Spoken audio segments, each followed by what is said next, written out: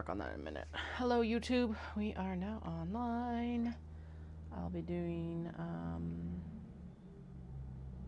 the things. We will be doing the other things. First things first was straps. I totally forgot to do that before I came online. Today's a scattered day, y'all. I don't know what to tell you. It's all over the goddamn place. Anyway, let's get this on. I do have my Cricut, or I'm trying to get my Cricut to run to get the cherry blossom branches cut, but it is refusing, so I don't know what's up. Okay. Oh, 6.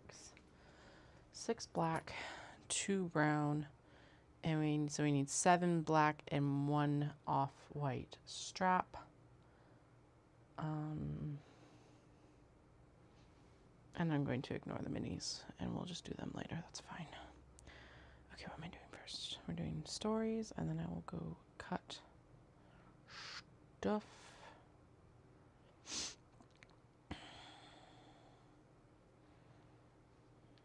Go into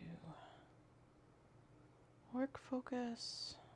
I'm not casting to the TV. F off.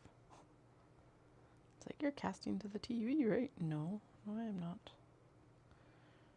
We have Usagi Jinja on Saturday, so that's what we're sewing for right now.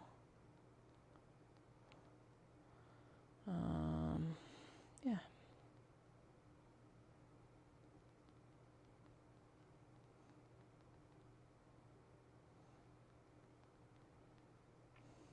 I was thinking about, I will probably be back on tonight.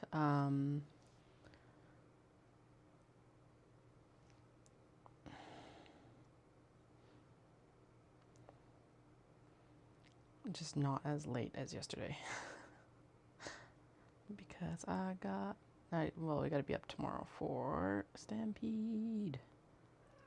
But realistically, I'm not gonna be like, yeah. Okay. So why, I gotta also like troubleshoot why this Cricut is not cutting. Realistically, it's like a basic cut, and then it's another basic cut, and it's still preparing. Yes, I want to cancel the cut.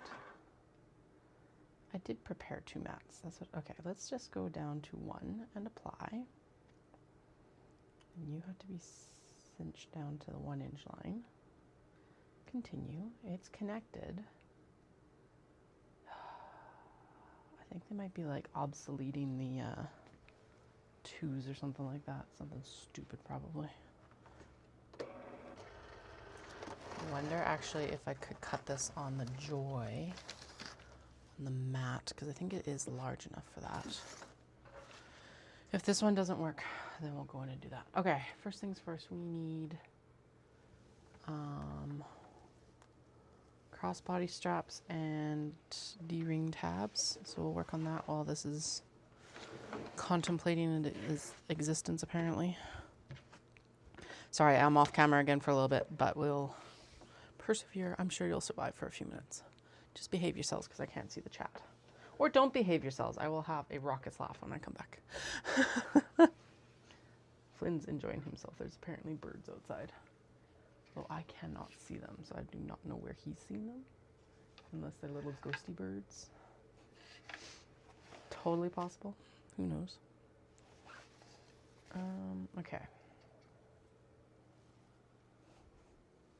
I'm also like, when am I actually even going to be cutting the, or packing the truck for this event? And the conclusion I'm rapidly coming to is that it's going to be on Saturday morning with Dallas's help, hopefully. Okay, so this one says I need to restart my machine. Okay, I can restart my machine. That's fine. And then I need to find out how long of a tab do I need for the D-ring. D-ring tab, D-ring tab, D-D-D-D-D-ring tab. La la la la la. Which always is buried, I always forget, it's buried under the leather stuff because we're doing...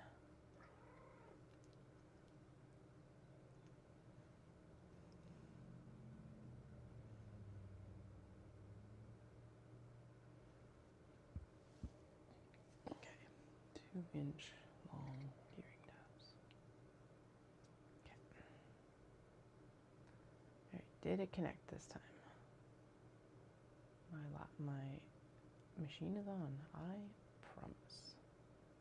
I wonder if I save it and cut it through my phone. Let's try that. And then we'll cancel, save, cherry blossom branch. I wonder, yeah, if my phone will communicate with it better. Could be.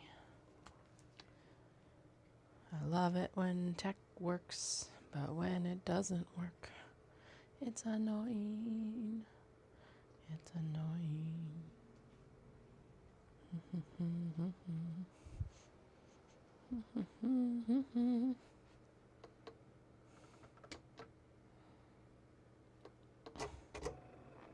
Can't I just sign in? Skip. My stuff, projects. Okay. Keep working on the bits and bobs while this thinks, I guess. La la la la la, this is why chaos. Oh, I wonder actually if it's under, is it under maintenance right now?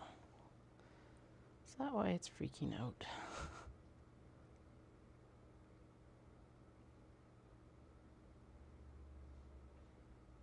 Okay. Let's see, it's like it might need an update, so let's update it on the phone. I did just update it on the laptop. Nope.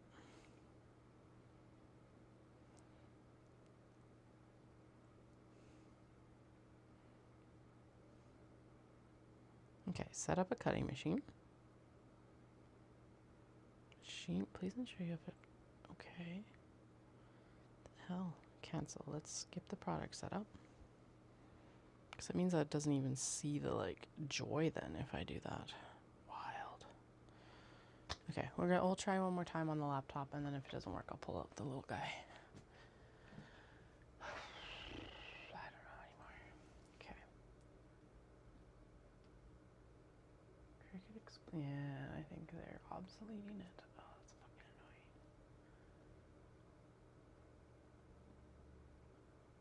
Okay, continue. Okay. All right, I've got the natural colored strap ready. So now we need, what did I say, 7 black ones, I think. 1, 2, 3, 4, 5, 6. 1, 2, 3, 4, 5, 6. Oh, 7, yeah, because one of the brown leathers needs the black strap. Okay.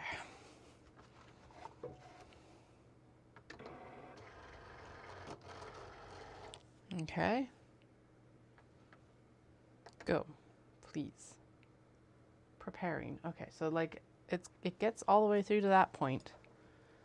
So let's see if it just finishes up. All right, I think I've got just enough on here. I'm just gonna pull all the remaining cotton webbing off because I'm pretty sure we're gonna go through this whole roll and probably start the next one. Ha ha ha, success.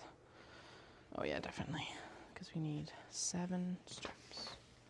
7 straps. So 1.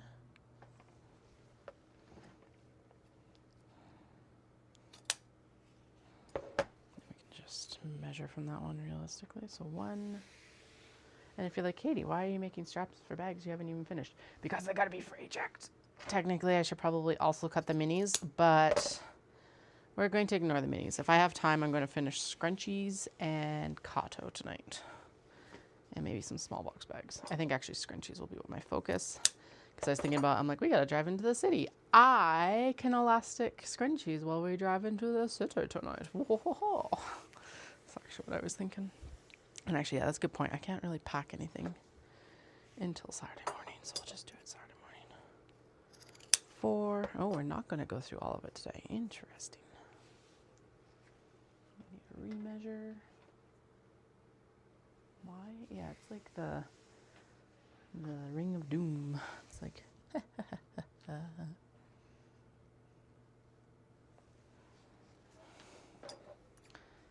4, 5. Okay. 6.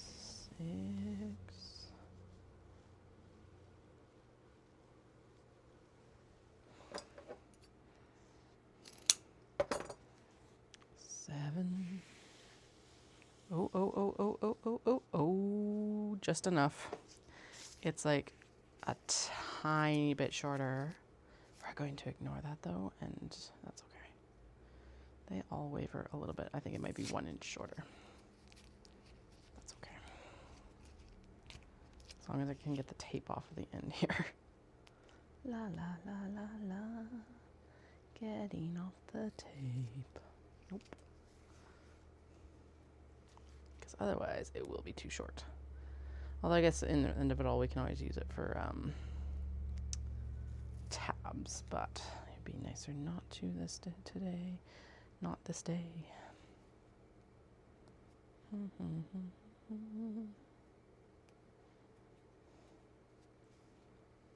can I fold it? Okay, it can get folded up to get stitched. Just make sure it is a comparable length. Oh yeah, it's like only a 1/2 inch off. That's even better. All right, that's still thinking. We're going to kill it off and I'll go get the little guy. Yes, I want to cancel the cut. Fuck off. Now, do I have a mat that I can run through the joy at a good size? No, it's a little card mat. Shit. 4 by 9.5. Okay, I can make that work actually. There we go. So let's hope that this guy works then. La, la, la, la, la. And if you're like, Katie, why are you doing this today? Well, because I always leave stuff to the last minute. So why wouldn't I do this today? Anyway, I think I can make this work. So it is 10 inches wide, but this is an effective mat size of, yeah, 9.5. Oh, 6.5. Shit, that isn't big enough. Are there bigger mats for the joy? That becomes the question. Are there bigger mats for the joy? I don't know. Who's messaging me right now? Oh.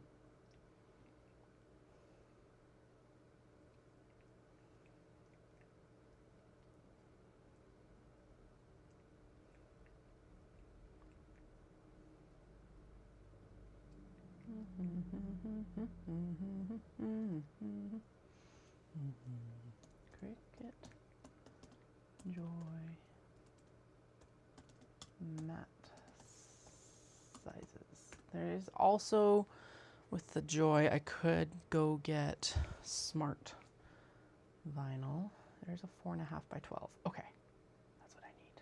I wonder if Staples or Walmart has it. Yeah, there's a 4.5 by 12 at Michael's.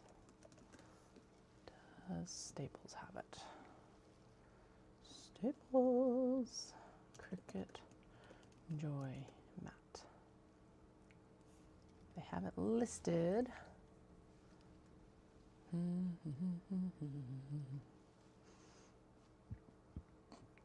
Because the thing about then is that I can like cut it vertically instead of horizontally, and that's not a big deal.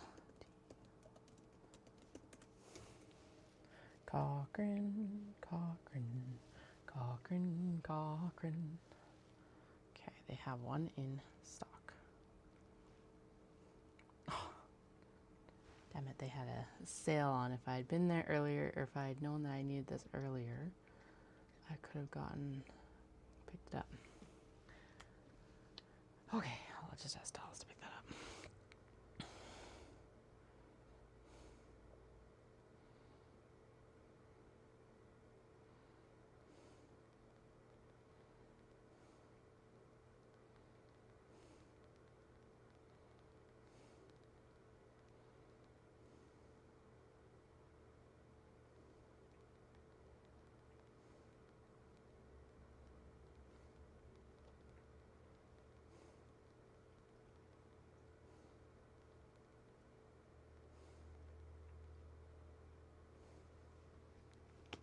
Okay, well, always fun fighting with machines.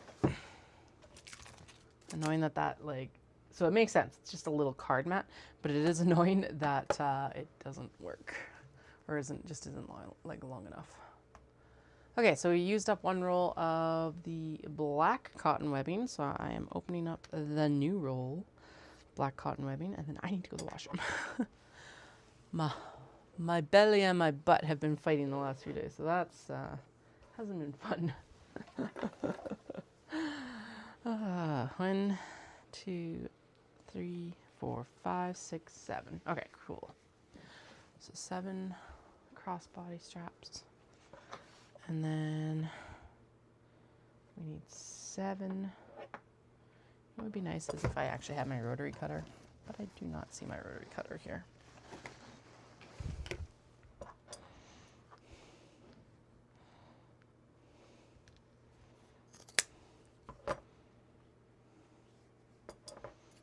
Can I wait it out and just get these? Okay, I think actually I can wait out the washroom to get these fray checked, and then that gives it just that little bit extra time to actually get set before we start sewing. I have the blind faith that I will actually get I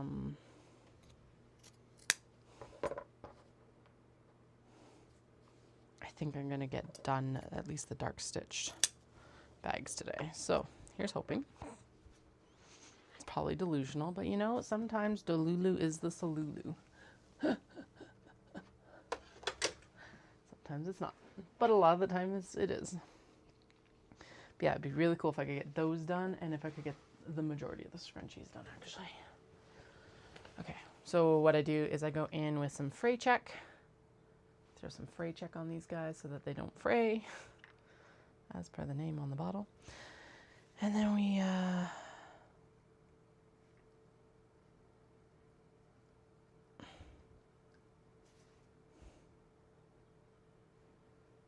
do the things. Basically, I just put it on the ends so that it may not be the perfect solution, but it definitely helps it like not fray as much, I've noticed. Because I have tote bags with like this exact same webbing from other makers in the area, and I have noticed that it's not moving beyond the stitch line, but there it is.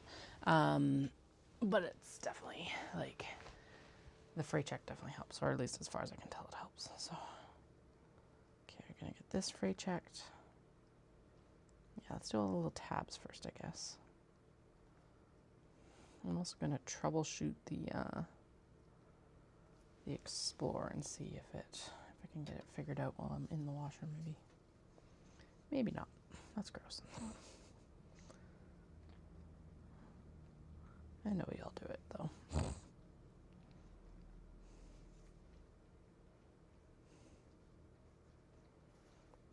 I was supposed to go do like almost a 2-hour run today, and I was like, no. I went and I did what I said. I'm prioritizing weightlifting. And so I went and did my weightlifting, and then by that point it was like 10 o'clock already by the time I got down to the river. And it's just like, fuck this. I'm doing like, I still intervaled, which was kind of the idea. It wanted me to do like 400 meter intervals at 1600 meter, 1500 meter pace. But like I said, 2 hours of running, and I'm like, no, it just didn't work. Anyway, did my weight training, and then I went and did like a 5K in interval, like in mostly structured intervals. I definitely went further in the first interval, and then more or less like, I don't know, between 200 and 400 meters for the rest of it. Under 45 minutes for a 5K though, for in a training run, so I'm quite pleased with that. I used to struggle to get a 5K in like 50 to 55 minutes when I started training for Dopey 3 years ago, so. Yeah, I am pleased with the progress. But this tells me this is just the bridging. This isn't even the training yet. And I'm like, this training is going to be fucking brutal, isn't it? But I've got 30 days before it actually starts. So this is how it's going to go of like, I will prioritize the weightlifting for the next month at least. Because I've only been 3 times and I feel like I'm already feeling a difference. I'm not sure. But again, I might be delusional, but I don't think so. It's funny doing like the squat rack and stuff like that because it's always like, oh, how much weight should I put on? And then I remember that I have toddlers or preschoolers. They're not toddlers anymore. Oh, I started streaming when they were toddlers. But they both definitely made that shift to preschooler, especially this year. Especially the eldest. They went toddler, preschooler, kindergartner, and like, yeah. And the youngest has also done the shift from like toddler to definitely a preschooler this year. The big like physical shift that I noticed with both of them is that they no longer run with their hands up. The toddle hands. Anyway. I don't even know where that came from. Yeah. So I was doing a lot of filming at that point. I didn't post a lot of content from that time period because it was a lot of work to like edit it and stuff like that. But that's why the live streams have worked so much better. I'm feeling almost like I should go in and maybe what I'll do is like when I've done a titled stream basically, I'll be like, all right, so this is like the Traveler Sling days, right? So we can go in and like I can speed up the footage or something like that and condense it into one video. Just so I've got some long format videos on the channel because like it helps to have all 3. I guess. It's definitely easier to film content when I'm in Japan. So I think my goal needs to start being that I do a trip every 18 months-ish. Given that we're going to probably do a year apart. So that'll be good too. Especially because I think the focus should still be on kimono and obi. And then the following year will be a focus in on other stuff. And actually I should put another order in with Natsumi to pick up in 27 as well. Just be like, let's put this as a standing order, please. She's added a bunch of new stuff and I'm like, oh my fucking god, it's so adorable. I know she's working hard on the current order, but may as well add some more to it. Actually, never mind, that is the order I'm picking up in 27. Do I have to wait that long?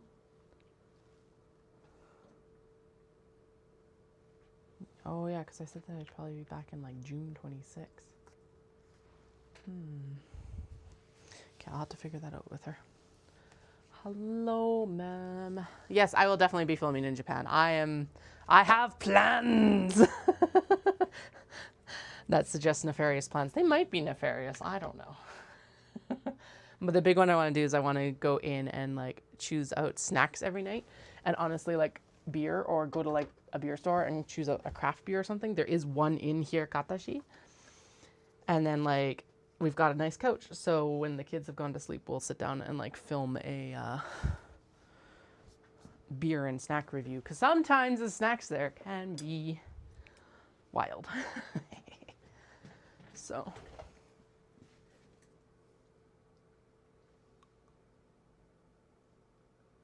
Thanks, Eccentric. I very much appreciate that. And I love the hair too. Thank you. It's good for summer. Okay, so what we've done is I've got all the straps cut from the cotton webbing. Yeah, all the straps in the cotton webbing. I'm doing leather right now. And then we'll go in and round the webbing here soon. And then we'll go in and we're going to sew the fronts. And then we're going to sew the backs. And then we're going to smash them together. And I believe, even if it's delusional, that we will get everything done today. At least for these guys. Where I've given up on getting any minis done. We'll get the Traveler Slings done. And then I'm hoping that I'll get the scrunchies done is actually the next goal. The stretch goal, as it were, right now. Yeah. A sake bar at the train station. No, I have not. I've definitely seen bars at like Tokyo Station. We've been in that before, Dallas and I. But I have not seen an actual sake bar at the train station. Which one? I guess that's the best question, is which train station? We'll start there. Okay, there's 7. 1, 2, 3, 4. 1, 2, 3, 4, 5, 6, 7. Then we need 2 brown, and then I'm going to the washroom. But we've got straps and we've got the leather pieces ready. Oh yeah, and actually we'll run the snaps into those trays that are like just literally need snaps. That'll be a good addition for Saturday as well. We got to drive in for our race packages today, so I'm going to elastic a bunch of scrunchies as we're driving in because Dallas can drive, so why not? Okay, I'll be back in a few minutes, and we'll continue on with Traveler Sling prep. Once I find my sources for Twitch here. Scenes, that's it. BRB.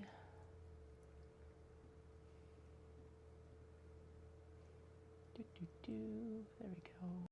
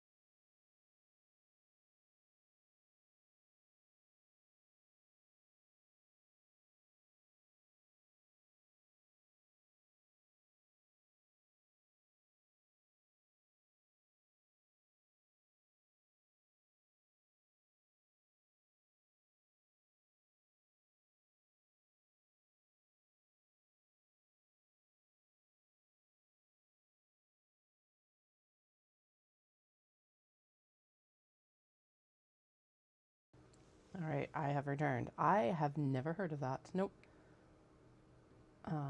I just got asked over on YouTube about a sake station in Ichigo Yuzawa in Niigata, but no, I haven't heard of that. Not that that doesn't mean like that there aren't sake bars and other ones either. Who knows, right? There's so many train stations in Japan. It's not even funny. Okay, I am curious if maybe just swapping out the cord for this might work better. Although I think the other cord I have is an A instead of a C. Shit. Oh, which means, though, that I can just pilfer the one from the Dymo. I'm having, I need to do one more cut with the Cricut. Well, 2 more cuts, technically. And I'm just curious if maybe just the Bluetooth hasn't been like connecting or something properly. Let's try it with the cord because it might be faster. There we go. Cord. Ooh, that sounds fucking cool. I will if I'm ever there. Where's Niigata? Guess I want to cancel the cut. Now, okay, cancel this completely. We're doing it with the Explorer family, that's right. And then we're going to make, and I'm going to apply the 2, because we've got 2 here, 1 at 5 and 1 at 1. Continue. Niigata. Ha ha ha. USB, excellent, thank you. Okay, I might be happier now. We're just doing it with a regular blade, don't worry. Okay, let's load the mat. No, load, no. There we go.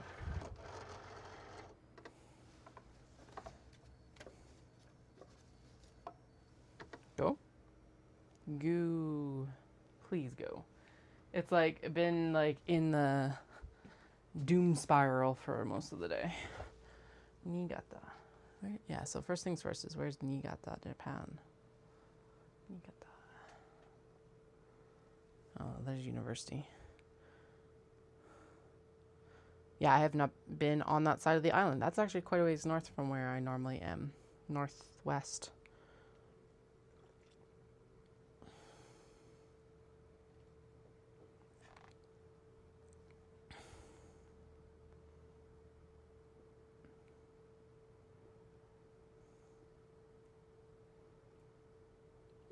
It's close to Nagano, though, which we will eventually get to. Eventually. That's the thing.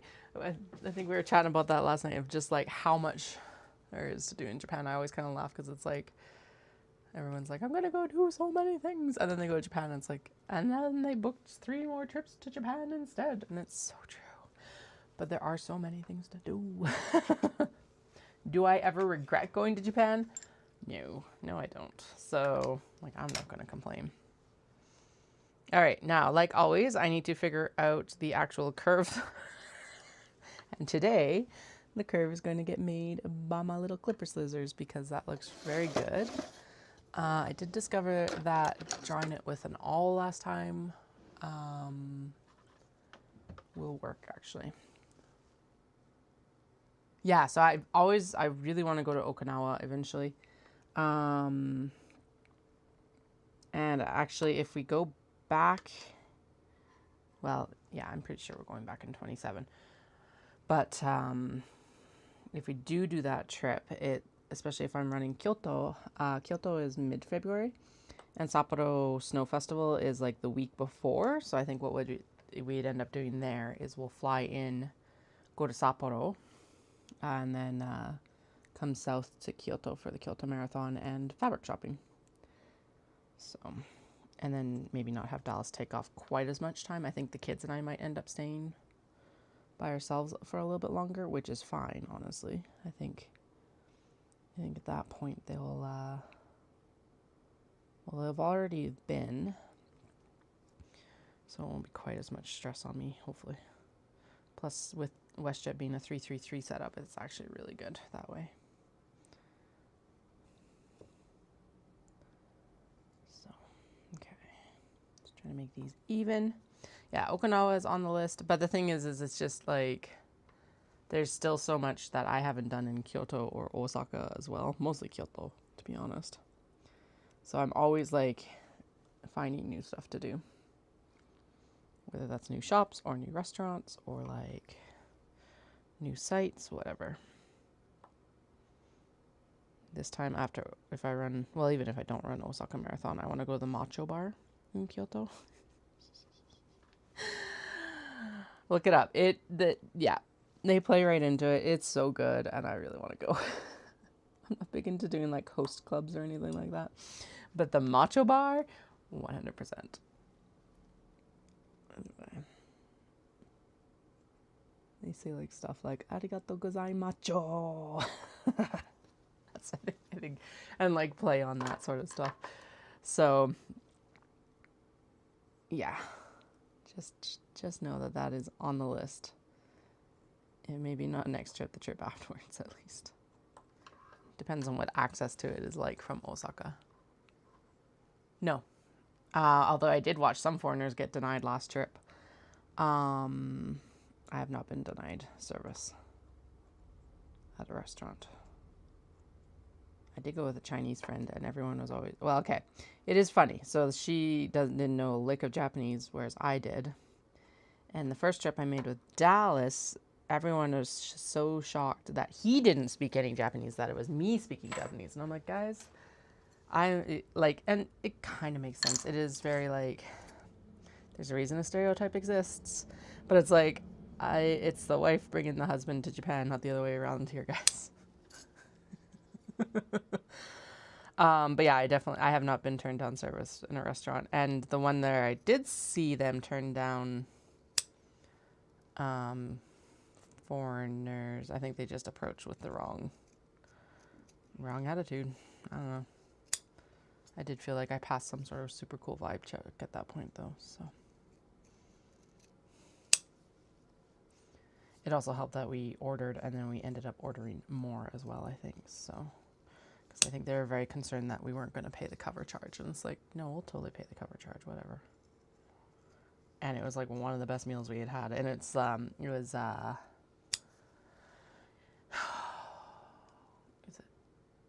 it's not yakitori, but it's yakiniku. Food on sticks, basically. All like charcoal fired and everything like that. It was really good. I ordered a beer though, and I was anticipating like a can, and it turned out to be like a massive bottle. And I'm like, I'm going to Caroline, make sure that I get home safe. Thank you.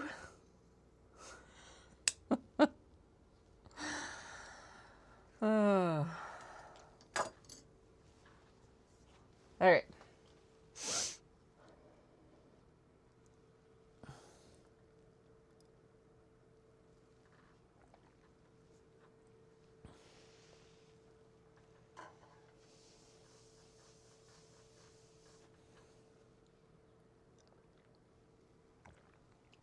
Coffee. Okay, so I've got that done. Now I need to do stabilizer with interfacing on the stabilizer. I just remembered. I have the snap stabilizers I think that I need for this. Depending on where I squirreled them away, apparently. What the hell, Katie? Where'd you put those? I was just playing with them last night. What the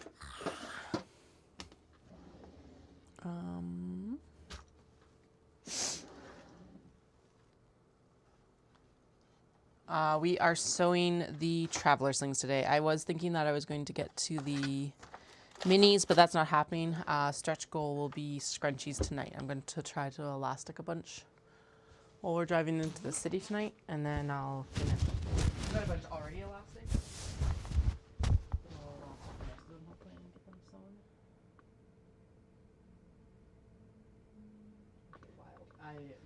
So I had a bunch of little squares prepped for snap stabilizer, and apparently it's completely gone. So let's grab. It's not like I don't have more that we're going to use, but just for me. Because now I gotta do more prep. Wild. Okay. How many do we have again? 9-ish? 9? 7. 8. Maybe 2, 4, 6, 8, 9. The best way to set this up is actually this direction. Yeah, because then I can get 2 out of it. Use this for squares. Okay. So yeah, we'll interface this. I need the iron back, and then I need the double-sided interfacing. Do I need to sew through this? Yes, I do. Where'd my iron go? Right, it's on the ironing. Where it probably should live most of the time. Iron. Oh God! Where did it go?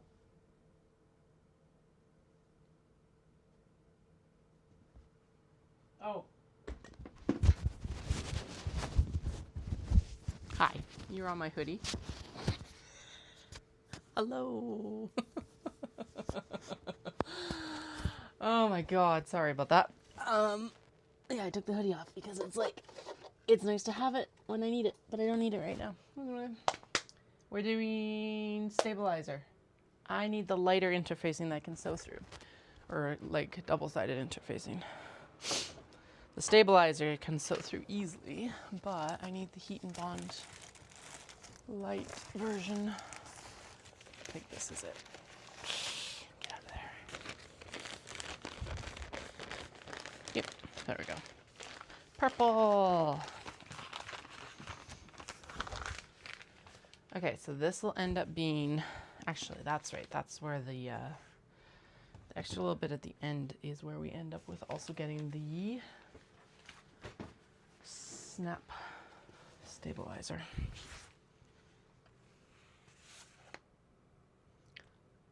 Yeah, it came off with the hoodie. So this is a stabilizer for the, you see it's thicker. And so it's stiffer and just gives more body. What this is going to do is there's a fold over on the crescent sling, or the traveler sling that needs it. And then I put a little square underneath the snap as well, so that it stabilizes the snap and it takes stress off of the fabric. Not completely, but better than not putting it in. So yes, there is tape as well, but this is stabilizer specifically. So what I'm putting on it is, because this is not a fusible stabilizer, I'm putting a double-sided interfacing on it so that we can fuse it to the bags. Because otherwise it's not going to stay. Should probably be using my actual paper scissors for that, or whatever. This is also the stabilizer that I use, or like I use a heavier, dutier one for the leather to actually like get it to like the labels that we just put on last night. Okay, there we go. And I'll do both sets of these just because then it's ready for the next round. Because I have a feeling we're gonna have to do another round after this summer. And I can't, there's other stuff that uses it as well. I don't know if there's any other projects right now. But, yeah. Yeah, that is, so that would be an interfacing or an embroidery stabilizer. This is heavier than that would be for sure. But same idea, just thicker.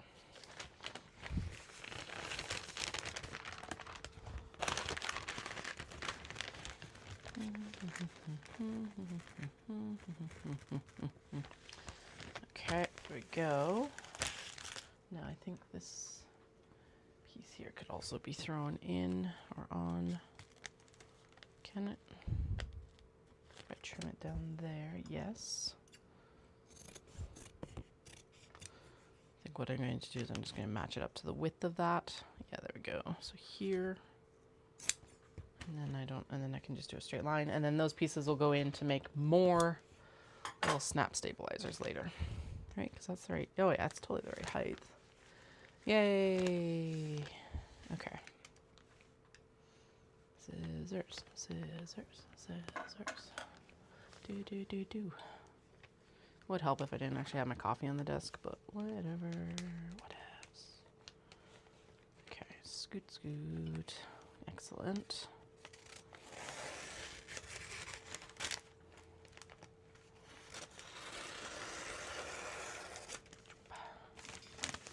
Okay. Don't pick up the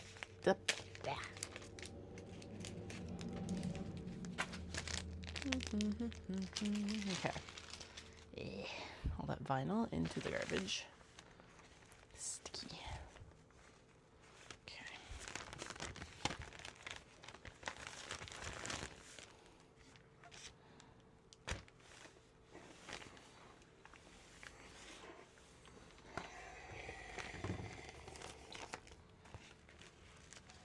Go. So this version of the heat and bond is one that you can sew through. That's why I had to go get it, because the stuff I have in the drawer right now is only the Ultra Hold, which is no sew through, which is what I put onto the labels to make sure that they actually adhere correctly. And since I'm not sewing through them, not a big deal. Okay, what do I do with the other piece down there? Now the iron can be unplugged. And I need my... Alright, big truck, go for it. I need my little 1x6 ruler, if I can find it. Yeah, this Cricut is still preparing to cut, so I don't think this project's going to work for it. So, I'll go get a bigger mat for the other little cutting machine and figure this out later. Hello, my dear. We are working on, I just did the stabilizer for the Traveler Slings. So, and since my stabilizer is not fusible, what I do is I take the non-fusible, like these guys, and I put fusible double-sided heat and bond on it. And since we need a ton of these are also old cuts for a project that I never followed through on, so we're just using it. Okay, so what did I say? We need 9? 7? 1, 3, 4, 5, 6, 7, 8, 9. 9. Okay, and I'm pretty sure if I cut it correctly, we can do a set and a set, and then we can, and then this bottom, oh yeah, that bottom piece can definitely become little stabilizer squares for our snaps. Okay, so 1,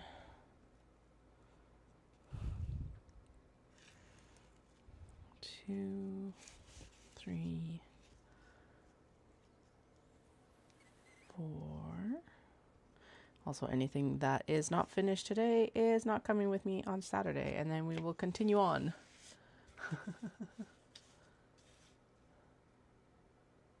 Nap 30.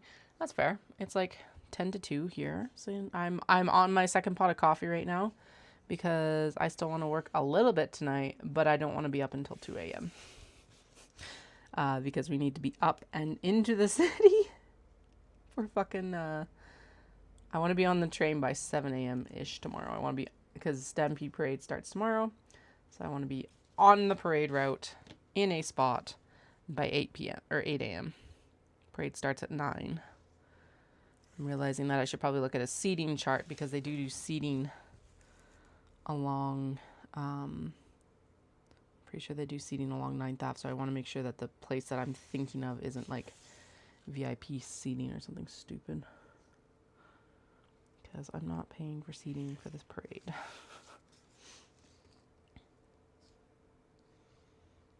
So hope for good weather for us tomorrow, please. Actually, hope for good weather for me at the like outdoor event on Saturday, please. It is supposed to rain at some point. We are in full-on thunderstorm season. I understand this. I understand that that is a risk in July. But it's like, I've been spoilt the last 2 years with no rain. So please, please, please, please, please. No rain on Saturday. And no rain on Sunday because we're racing. Or at least not when we're racing. I think it's supposed to rain later in the afternoon, which is also not a surprise. That is also very extremely typical. So... annoying, but typical. But also, please don't let it... I was down in the city. I was in the city yesterday, and my Jeep was registering like 38 degrees on one of the roads. So we were cooking yesterday. I think that's... what is 37 in Fahrenheit? I don't even remember what it is in Fahrenheit.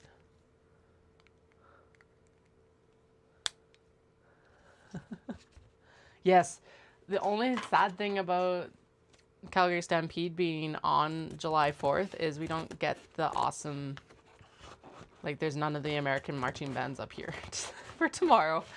So, boo. We'll have the Canadian marching bands, which will be fun because they'll have, so, because Canada Day is like still just far enough away that it's like okay.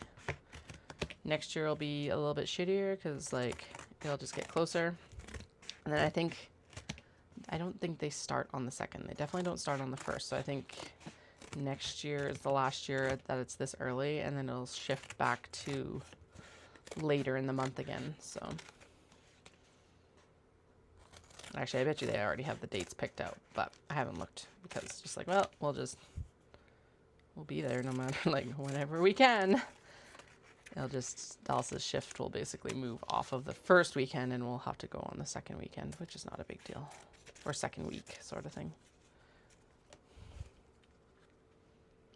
I still eventually would love to do a like full 10 days of Stampede. I think that would be a lot of fun. And thank you. Thoughts and prayers for my weather. Thoughts and prayers for weather.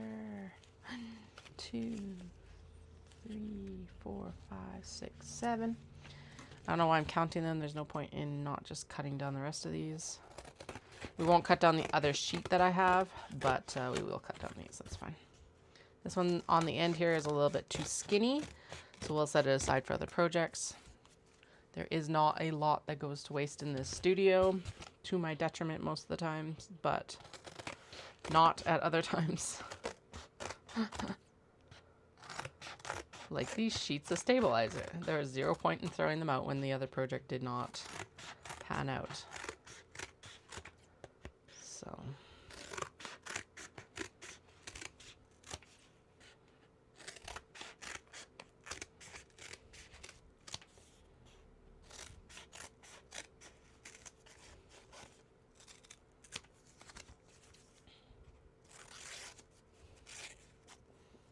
All right. And this will become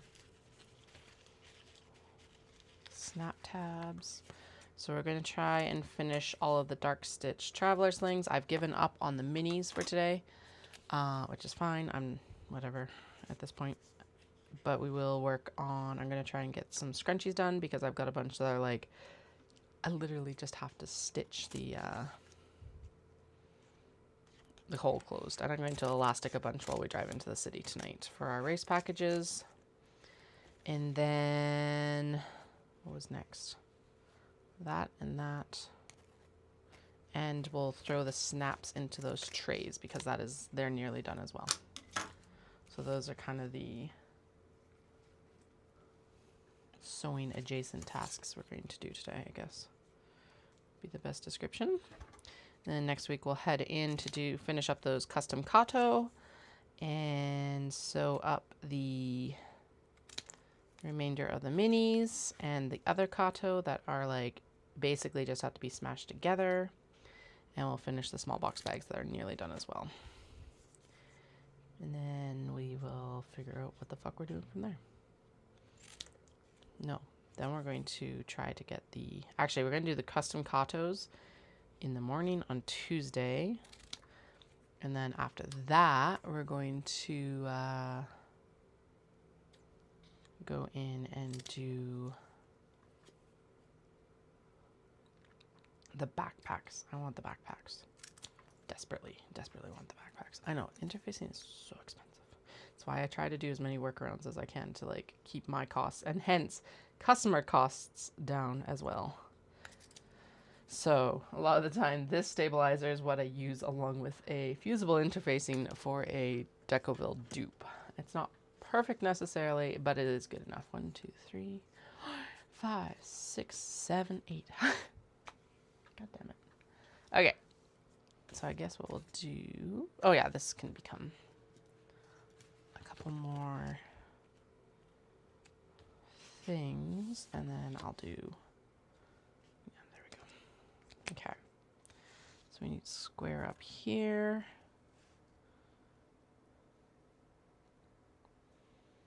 I was supposed to do an almost 2-hour run today. And I was like, no. This morning was a little bit of a disaster. Did not get out when I should have. And as I've mentioned before, I'm like prioritizing the strength training this month, at least. Or over this training period might be the better description. But I was like, so I went and I did my leg day. And then I was like, I'm just going to go do 5 kilometers versus the like over 10 that it wanted me to do. But I did do purposeful intervals, which I don't always do because I'm like... And by that, I mean that I just run until I feel like I need a walk break. Whereas today I was trying to keep it at like, all right, we're going to do like 200 meters or 400 meters or 800 meters, whatever it was, sort of thing. This is true. It is a little bit leather-like. So this does have a more fabric-y feel to it, but I find that it gives the same kind of body that I'm looking for, especially once you add the secondary interfacing to it. But yes, I will give you that it is kind of leather-like.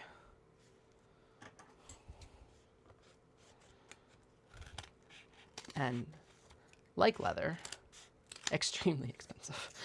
I have like a small little patch right now and I'm like, ooh, I hope I don't have to use you up. I should use it up, but yeah. It's like foam. Actually, the Pellon foam has been so fucking hard to track down. The only place I've really been able to track it down at any kind of like acceptable cost has been Amazon. It's like everywhere else it's been like $30 a yard and I'm like, what? I think it feels like Pellon might be going through like a rebrand of it or something like that. Because, like, it's not only that it's, like, expensive. I couldn't find it in any stores. Like, my, like, all my stuff. I don't know. So, oh, Decoville heavy. Yeah, I've only ever worked with light. Because I think even my machine, well, you can't really sew over it anyway. But I think even my machine would struggle with that. For like, top stitching and things.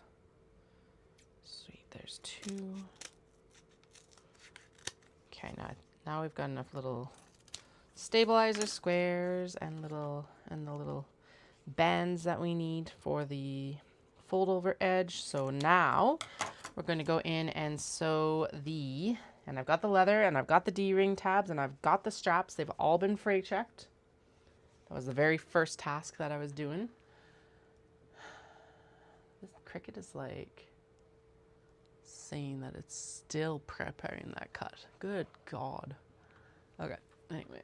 Yeah, foam, it was really hard to find. The only place, like, again, but like also not paying $30 a yard. At a price where I can put the correct amount into my backpacks.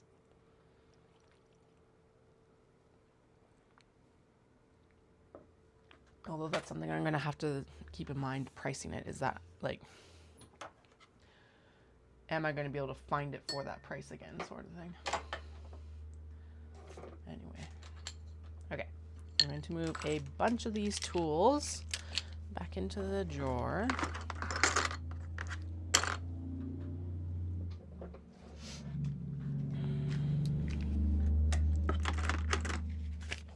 And actually, the stabilizer and the...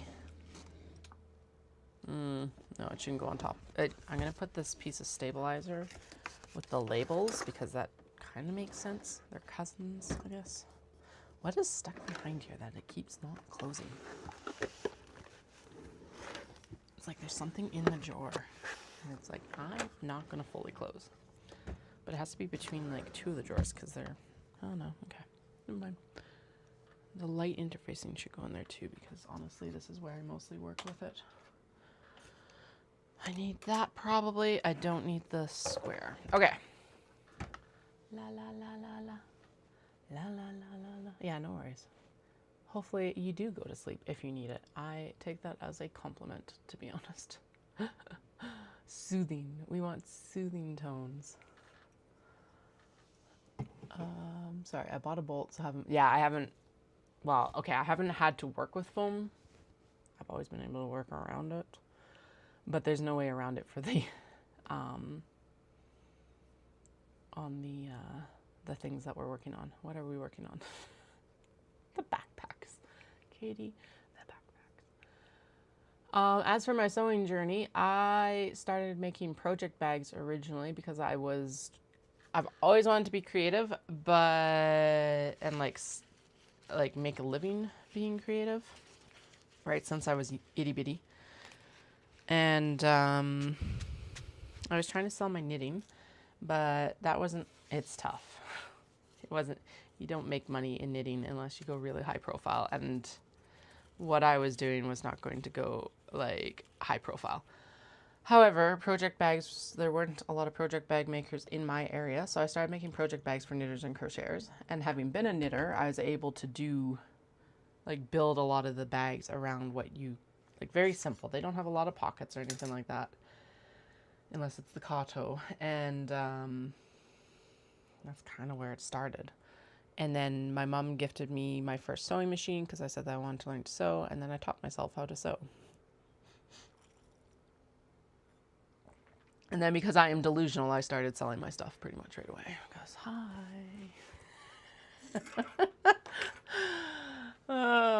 Okay, I think we're at the point where I need to... Okay. We've stitched. Oh, was I not supposed to top stitch yet? Oh, I was not. Oops. Yeah, whatever. Anyway, this pocket needs to be stitched down. Now, does that mean, here's the thing. I've been sewing for, holy shit, 13 years now.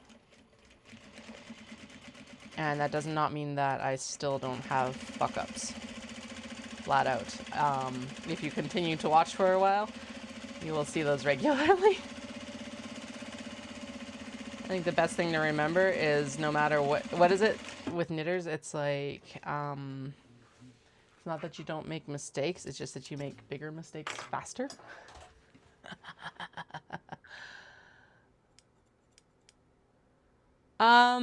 That is trial and error. I still have tension issues sometimes. Domestic machines, I think, have more tension issues than industrials, but the industrials are an investment, so make sure you like sewing first. That's probably my best advice. Also, you can just say, fuck you, Katie, and go do whatever the hell you want. I'm not going to judge.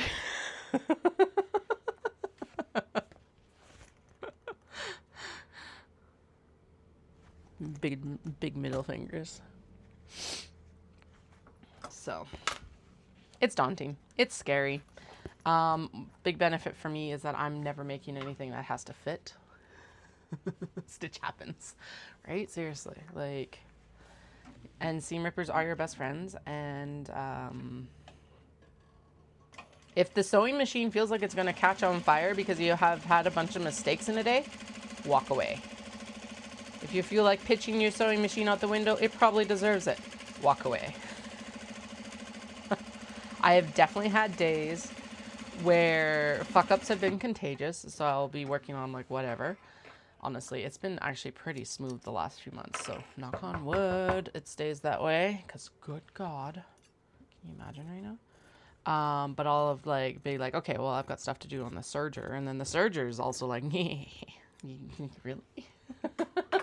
It's like, okay, fine. So, don't take it to heart, right? Seriously, contagious. And like, yeah, you want to like, I don't know. I have things that set things on fire. Definitely, you can't tell me that you have not had one of those days.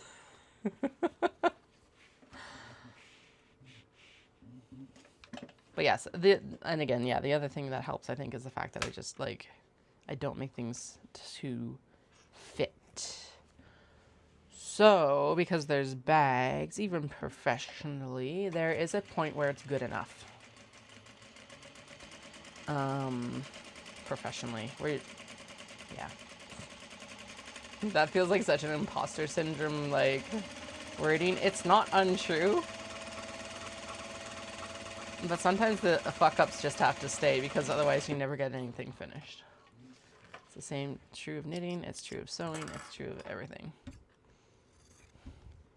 So.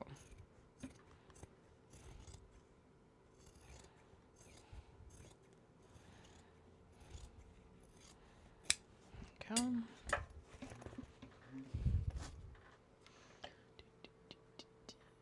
Big time sewer.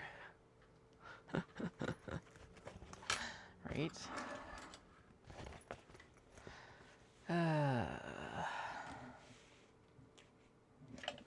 We're seeing advertisements for a woman who does, she's like, are you tired of learning off of YouTube? And she's like, you're just doing it the hard way. And I'm like, no. YouTube's where I learned to knit. It is funny to see the backlash against YouTube because as a kid, I remember my mom having like, was it Sears that put out the, like not the handyman books, but like the handyman books, but home economic version. Here's how to do this. Here's how to do this. Like the manuals. I'm like, YouTube is just a visual manual for that now. Craft encyclopedias or whatever the fuck they were.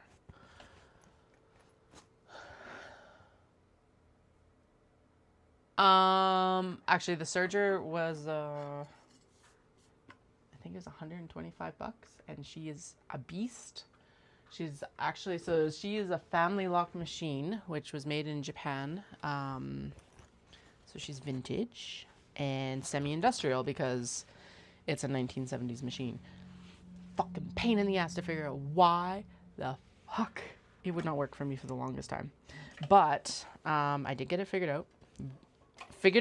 So what was tripping me up the most was on this industrial machine, the thread goes this way to this way into the neck, I guess would be the best description. The serger, the needle goes front, the eye goes front to back, so you have to thread it that direction. But yeah, I did not buy a serger for a very long time because I stalked Kijiji. So I remember specifically, I ended up buying it in June 2020, right when our restrictions and like stuff like that were a little bit loosened. I drove down to High River with my mother-in-law because I'm like, oh, I don't know if this guy's going to be creepy or what.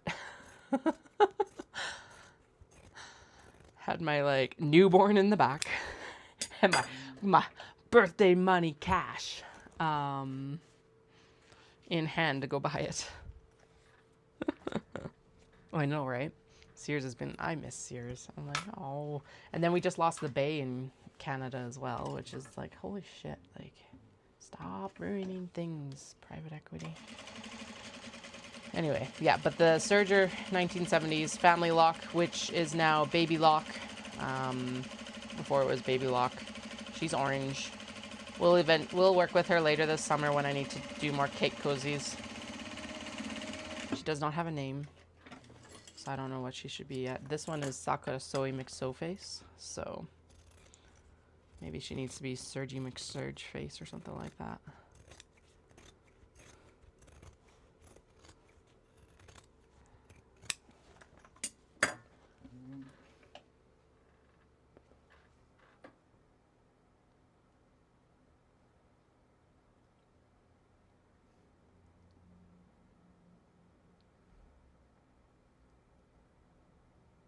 Sweet. Yeah, baby that 70s sewing machine because, my God, it'll still run better. It'll probably run as good as this or better, to be honest.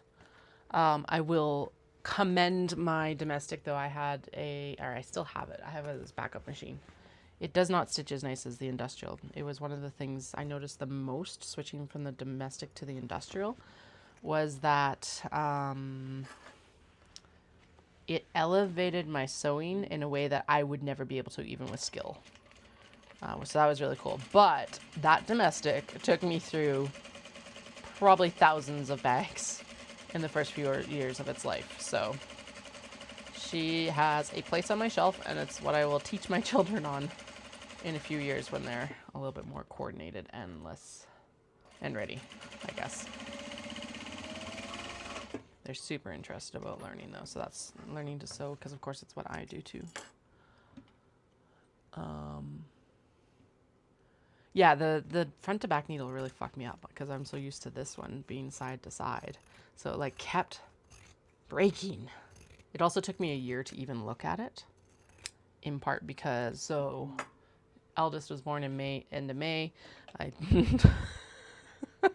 looked at Dawson and I went, if we're going to have two, we're just going to do it back to back.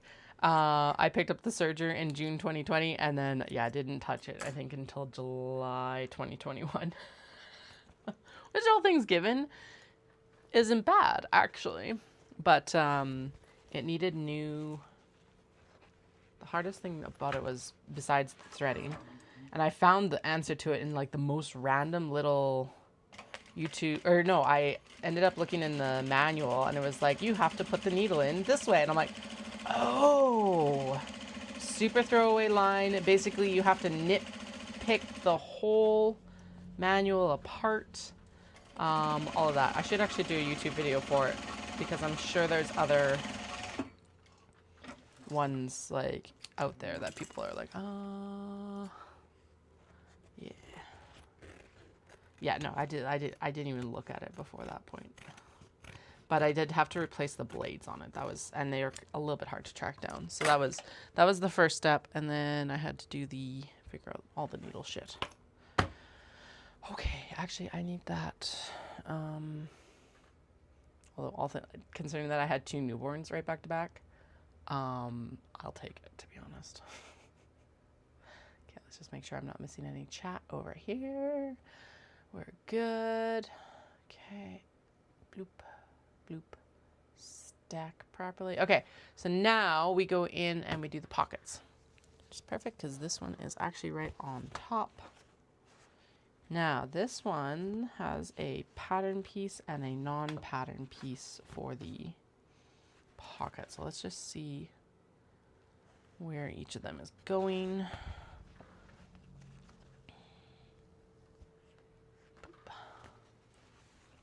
Okay, so if I do that, it's going to end up on the front. Okay, so I want the plain piece on the front portion, and then I want the other piece on the back portion, because you'll see the pattern more on the back than the front. Okay, that's the story I'm telling myself, at least.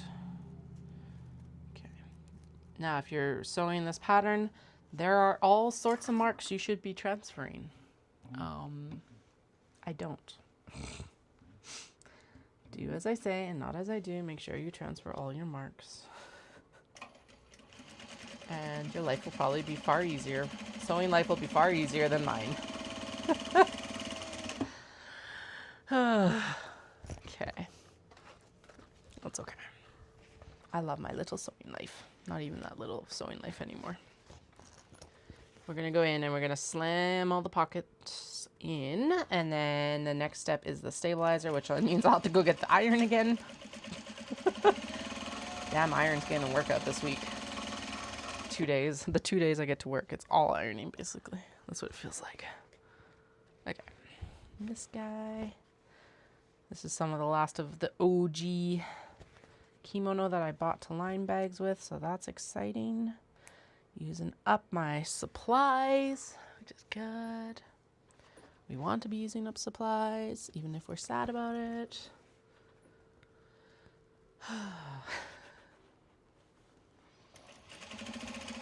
I'm not actually sad about it. Nostalgic. I'm already nostalgic about it. That's what it is. That's what that sigh was. Okay. I really adore this bag. I'm so pleased with how it's turning out already. We're not even like into the really good stuff yet, in my opinion. Well, I guess, yeah, the front is the good stuff. Never mind, but whatever.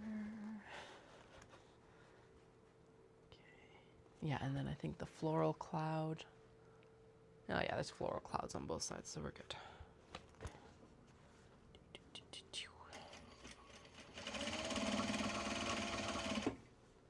Okay, good. I was like, I had a momentary panic of like, am I on construction length, or are these just like getting stitched with top stitch length, which we don't want. But no, we're good. We're all good. No panic needed here yet. There'll probably be panic later. I'm extremely annoyed with my Cricut that it's not like not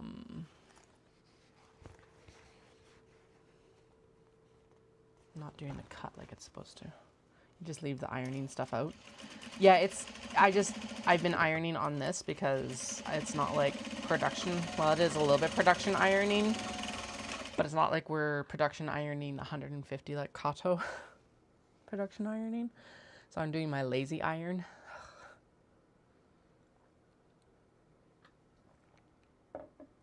As crazy as that sounds, it's kind of true. Anyway, so it's just on the steam cart behind me. It's fine. It's not like it's a chore. Well, it is a chore to get it, but it's not a chore to get it. It'll be fine. I just forgot that this portion needed ironing. And honestly, I probably should keep the iron around and out anyway, because then I can run it over the welt pockets as well.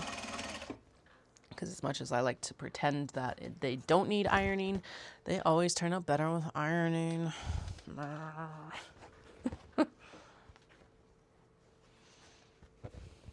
Damn instructions being right. My God.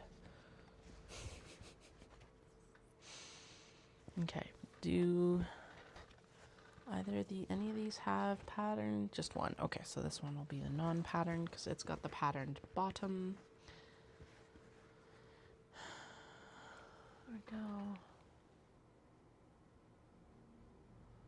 go. So this is the Traveler Sling right-hand version by Can Do. I think we've agreed that's Can Do Crafts. And you should totally have copy. Oh shit, we ran out of thread right there. Well, at least these guys are good. Okay, that's the majority of them done actually already. Dragon ass. Are you spitting flames? Oh. I'm still listening to that AK? I think it's AK Caggiano book. The first one was Thrown in the Dark, and now the second one is Summoned by the Wilds. It's a trilogy, so I'm like almost done the second one. It's good. Well, I say this every time, but in case you didn't hear it, it has like UST or unresolved sexual tension that you can cut with a knife. Here for it. Isn't spicy, well, okay, suggestive, but there is nothing like explicit yet, I guess. It's all talk, nothing's happened. There we go. But yeah, I'm super excited for, apparently the last one there is. Like, good. I'm into the slow burn, but come on. It does have to resolve at some point. That's the whole point of calling it UST. It has to resolve eventually. But it is really good. It's like a human, demon, male, female, romance, rom-com thing. I don't know, slow burn book.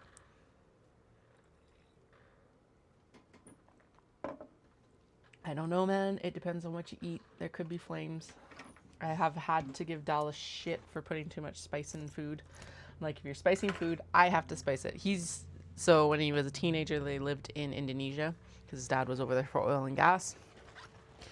And so they got used to like Indonesian heat, and I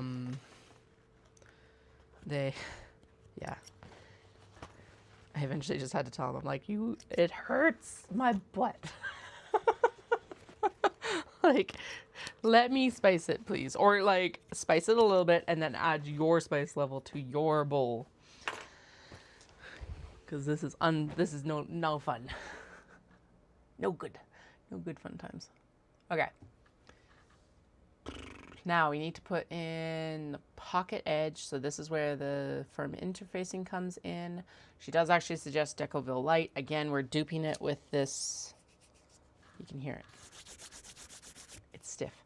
Stabilizer with the fusible. I think in part why a lot of people like using Decoville is not only that it's like kind of a leather texture when it's installed, it's also a fusible. So it does take out this extra step that I just had to do with the stabilizer. However, I have this stabilizer on hand. No one has complained about the fact that, yeah,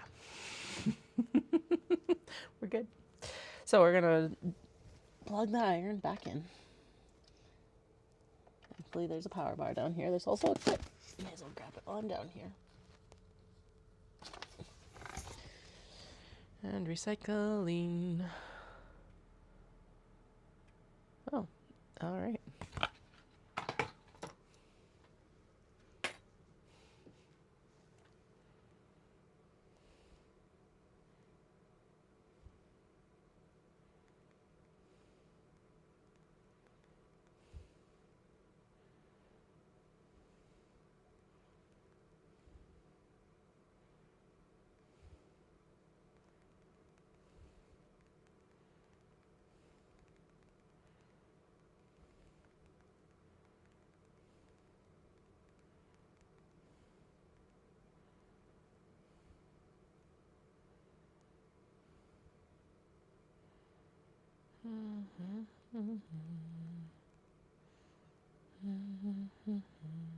Sorry, I'm trying to figure out how to go and get. So my Cricut, the large one, is not connecting or cutting my stuff like that.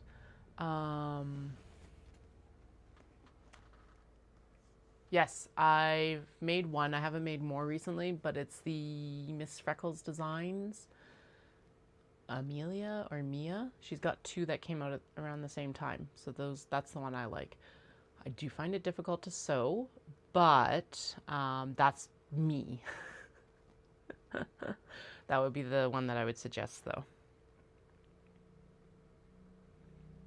Anyway, yeah, my Cricut's not not printing, so I was like, okay, I'll cut this stuff out on the Joy, but I don't want to go down to Staples right now. They close at 6 though. So I'm just like chatting with Dallas to see where we pick up tonight, because we got to run into the city anyway. Actually, yeah, if I do the one in Beacon Hill, then we can like just go straight down to Marta Loop from there.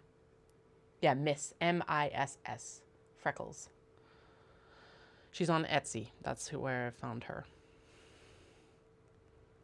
Okay, I'm going to put an order in for this Matty Matt. Actually, that's, oh, never mind. I was like, yeah, right, because then I get like a discount, but they never discount the mats with the thing.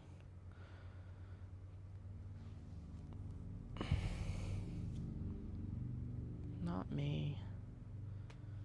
Cricut Joy Mat. Go.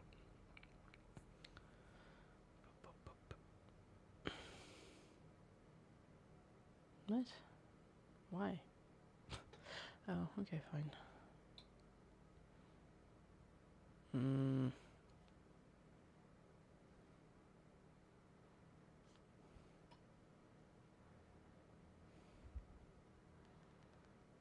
wonder actually if Walmart may have it too. La la la la la. La la la la la. No.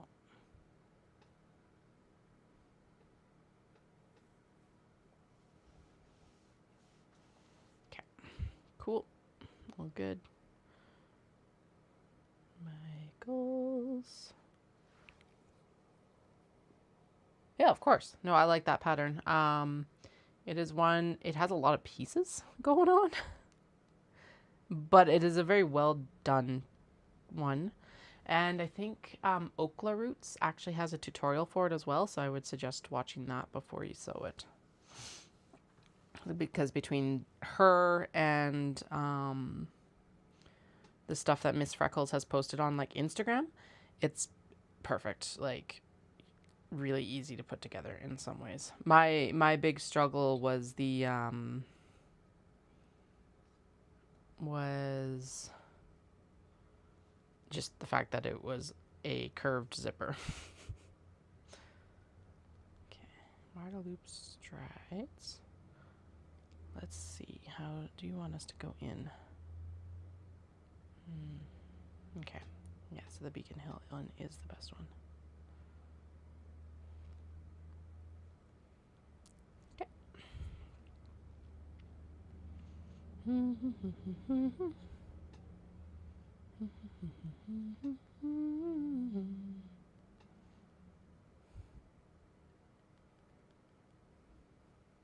Business, business, business, business.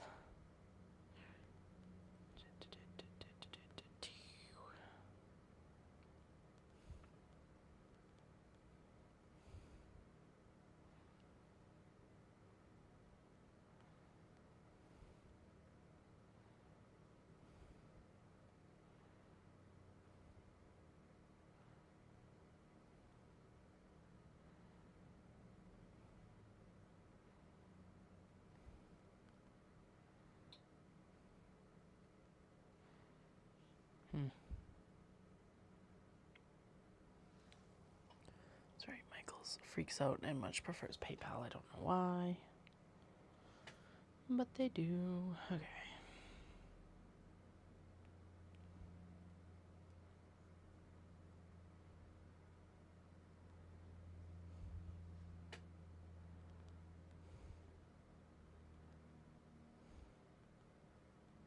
Sorry, I know this is boring. The like admins shit that has to happen.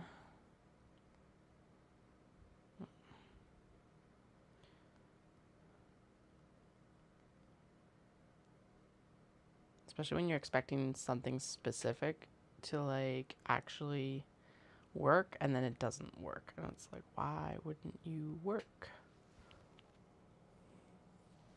Yeah, Jess. Jess does a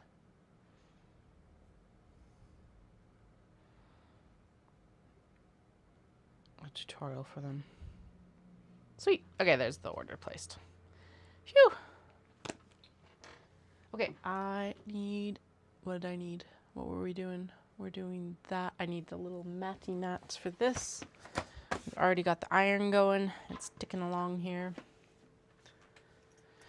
Now, so what's this? She lines it up with this here.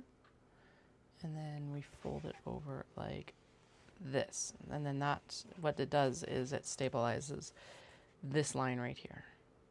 Oh wait, does this actually need snap stabilizer then? Oh no, it doesn't. I think this snap goes in that stabilizer, so I don't have to worry about it. Yep, okay, cool. So I did mess that little portion up. Oh well. Oh no. Now we've got a bunch of snap stabilizer for the minis next week. Although I would love to know where the other ones went that were already done. Super annoying that we don't know that. Oh well. Alright. Oh, does it? Oh, it might need to be trimmed down a little bit. La la la la la la la la la la. That's not what I want.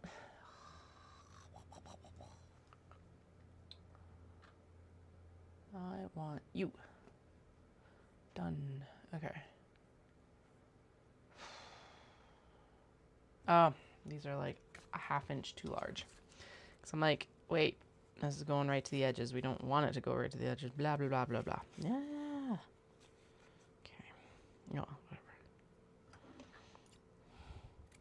Okay. So we're actually going to, I'm going to go in and trim these all down then.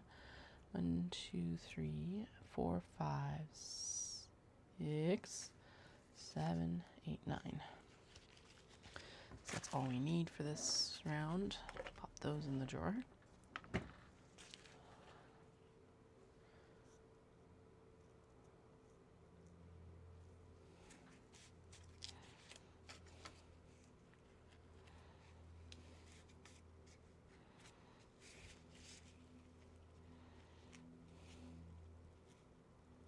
It's too many. Far too many. Okay.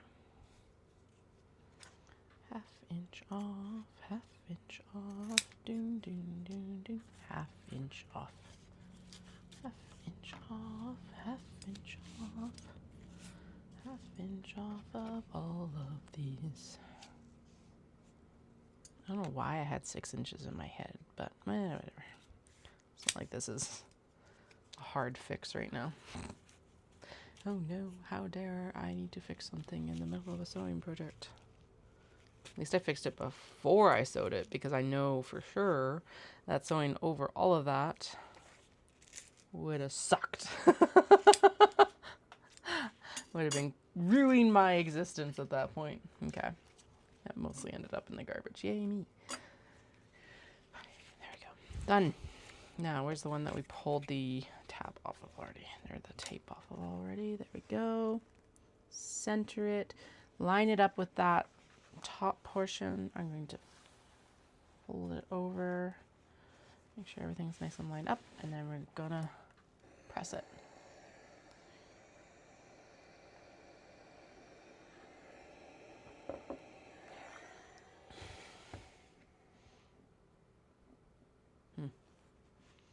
It doesn't like sticking to the interfacing or to the OB. I do know that. Wait. Why am I? Oh yeah, okay, so it does actually have to apply properly, and then shit. Did I not do that the right way? I totally did it the right way. Anyway, it does actually have to apply, because right after this we need to go in and sew the pocket in. Let's try to do this again. 1, 2, 3, 4, 5, 6, 7, 8, 9, 10. Without scorching the OB too bad, or the holiday on the interior too bad either. Okay, we're just going to I need a weight for this. Ooh, I got stuff right here though, actually. Pop cans, do the rescue. Weight it down best you can. Weight it down best you can. I do have a piece of metal, but it's not here right now. I can't see it in the rack that it's normally in either. Not like I can see much over there right now, but whatever. Okay, next. This one's definitely crooked, so I am going to square it up a touch. There we go. Like this. Fold over.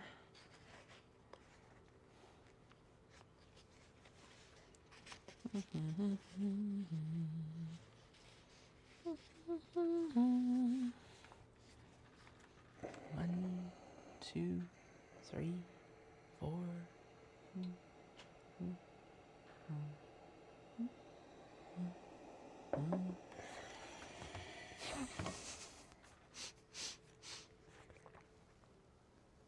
It's like, you've ironed me? All right, I'm out of here. See you later. Jesus Christ. Oh, you can't tell me that these OB don't have a personality some days. Oh my goodness. The stories they probably would be able to tell. Okay, that one actually adhered very nicely. Now we're going into this one. La la la la la. La la la la la. La la la la la la.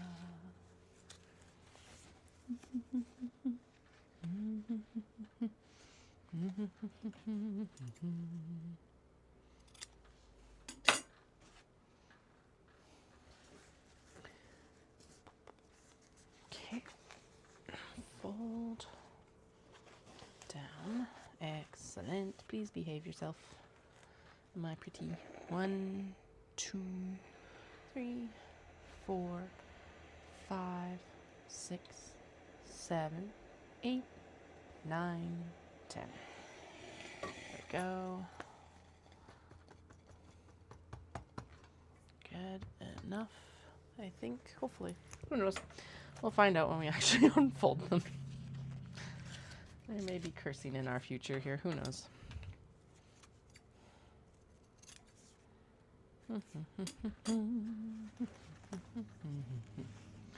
Doodly doodly doo. Ooh, I just realized. So typically what I end up doing with the Obi after I buy them is they just come out and like air out. Because I have attempted to wash Obi in the past and it has been an abysmal failure. 10 out of 10. Don't do it. Sort of shit. So anyway. But I just realized that I'm going to be buying these in February. Oh, well, I guess what we do is we just hang it outside. It'll be snow washing. There we go. That's what we're doing in February with the Obi. Snow washing. Not really. I'll hang them over the balcony and let them air out outside.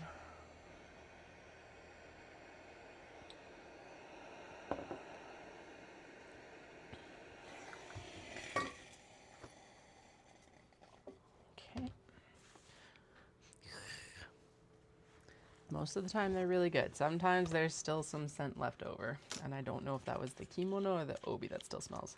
It's mostly just like mothballs in general. Just, they smell like they've been stored in a humid environment for a while. I do open up the like Japan bags when I like get home, and it's just like, it always smells like Japan still. And that's like, fuck yeah. One of my favorite scents. But I do love that out of like, that is the best part of coming home, is opening up the suitcases and still having a scent of wherever you've traveled to.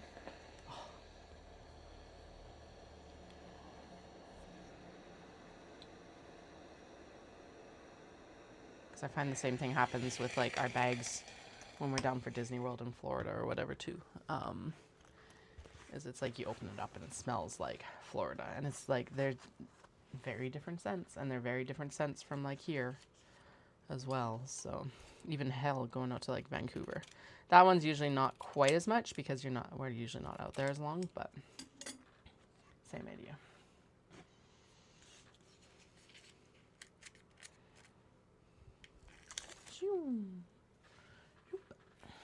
By the way, if you're looking to come to Knit City in 2027 on the west side of Canada, it will be in Calgary again at the end of September again, which is super exciting.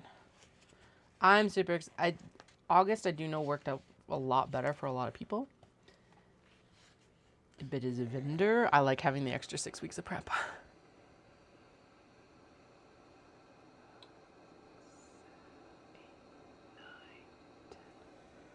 Plus, if Vibrations goes well enough, that gives me an opportunity to come back out for Vibrations as well. Because it did conflict with it last year.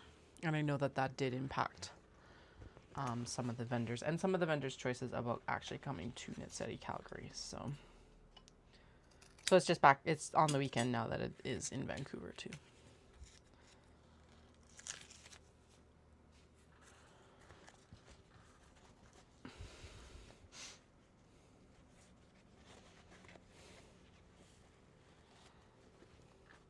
Oh, that looks so good. So this is the Phoenix with that forest green that I was working with last night. Holy fuck. That was a good decision for this Obi. 1, 2, 3, 4, 5, 6, 7, 8, 9, 10. There we go. Oh. Cool.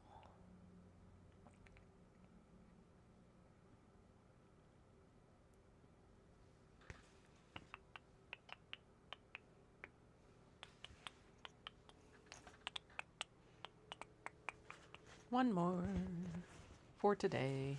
We do have 3 more that need white top stitching. Yeah, they're not happening right now. Those will be a next week Katie problem. Work. I guess we'll see how these also sell too. I am not promising I won't cut more Traveler Slings next week, but I don't want to cut more Traveler Slings next week.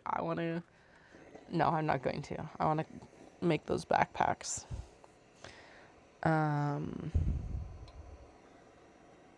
Yeah, and then I guess we'll put Traveler Slings on the list for Omatsuri, I guess, which is like 2 weeks from now. Because when it rains, it pours. Okay, iron is staying right behind me. It's just unplugged so I don't faff around with anything. Apparently I had an extra stabilizer, but that's okay. Better to have extra than not enough.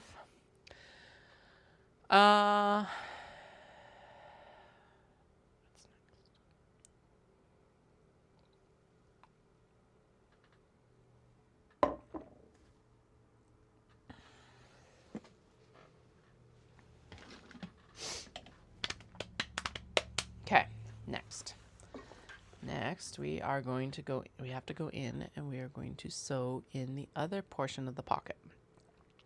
Technically I should start at the bottom of the pile like it is here, but we're not going to do that because they're still technically drying or like adhering. So adhering always happens better when you allow it to rest after you've actually adhered the interfacing. Makes sense to me. So we're going to start with the red one here, which actually we need both these pieces. And then this is the one mark that I do transfer because we need to actually align the blah-de-blah, which is the leather. And that is hard to do without an alignment mark. So pockets, exterior, la la la la la. There's the strap connector. That's the piece I need. Okay. Puff. So, we have another nest up here. Wonder if they're having two batches of little birds. That'd be cool. Okay, so first things first, we're gonna do a snip here, but I'm pretty sure this is the same width up here. Yeah, so that is literally just to align the leather. And I think, because that is the next step. Attach the foam pocket to strap connector. Now, she does suggest stitching the tab in, but since it's leather, I don't want to put an extra set of holes in it. I am going to change the needle because I keep forgetting to do that. And that'll also help just make this smoother. Okay, that's the back. That'll be the next step. Welt pockets is next. But for now, okay, now. Which way does this go? Okay, take the strap connector and lay it flat. This direction. Okay. Place the leather tab on top, wrong side facing up. God, I do not know where that twang came from. I am questioning my existence right now. Okay, and then this goes over. Okay, yeah. Oh, God. It just moved. I could actually use the clip that's like sitting right here. But you know, apparently we like living on the edge today. Actually, and what I should do is I should just go in and prep all of the strap connectors with their second piece of fabric. So let's do that. Whatever order they're in, because honestly it doesn't matter. Because we're not doing exterior work right now. Okay. Strap connectors. And the pocket. Strap connectors and pocket.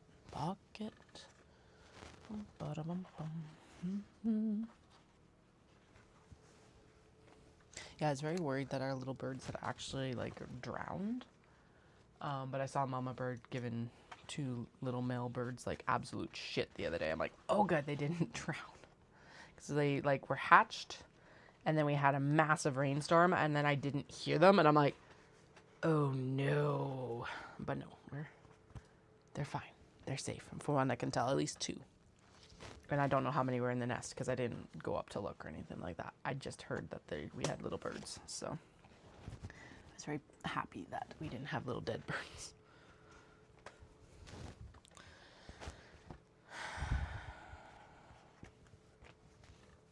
Okay. Doom. Doom.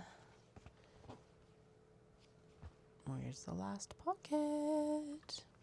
We have one more dark green pocket, right? No? Shit. What the hell? We should have had one more dark green pocket. We definitely did like a few minutes. Hey, there's all the other little snap tab stabilizers underneath the obi for some reason. All right, now they're back in the drawer. Where's our last pocket? There it is. Okay, thank fuck. I would have been, yeah, they would have been ranting. Okay, get out of here. All right, do. And on this round, I need to go in and I need to wind the bobbin. Wind the bobbin. Okay. Good. So I am just making a little slit cut where the mark is for the slit cut. You can do it with a pen. You can do it however you want to do it. I don't care.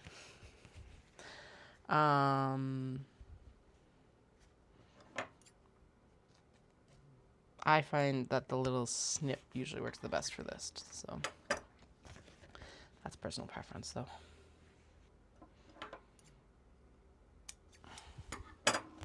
But when you're working with this many different like fabric colors and everything like that, I find it far easier just to make the snip, and it is not past the seam allowance. Always make sure that you're within your seam allowance for your snips, unless told otherwise.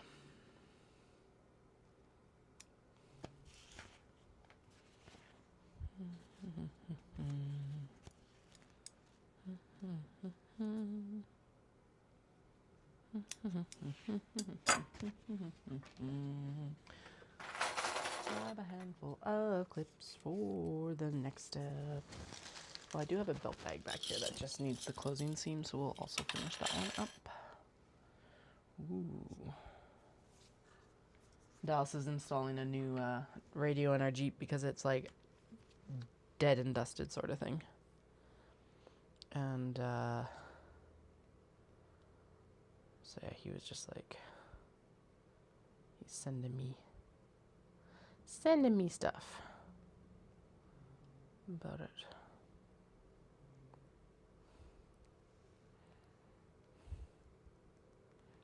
The whole driver's side part of the dash is off. Yay. All right, we're going with brown for the Phoenix one so that it doesn't look too Halloween-y, which can be an issue with a lot of these like orange ones. It's also the one that's getting a unbleached cotton webbing strap, so that's cool. Okay. And the warm brown is going for this one as well. Then the rest of them are getting black leather tabs. Okay, wrong side up. Wrong side up. Right side, wrong side. Okay. Lay the connector flat with its long straight edge. Oh, that's the fucking... Oh, fuck me. Okay. Lay the strap connector flat, right side facing up. Place the leather tab on top, wrong side facing up. Okay, we're good.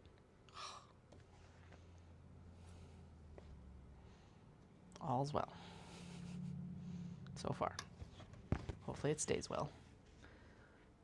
This is usually about the time that the swearing really ramps up, so... Fair warning. Or can. Like I said, knock on wood. Everything's been going super smooth recently. So it's like, all right, let's just hope that that's how it stays. Yeah. For now. Ugh. There we go.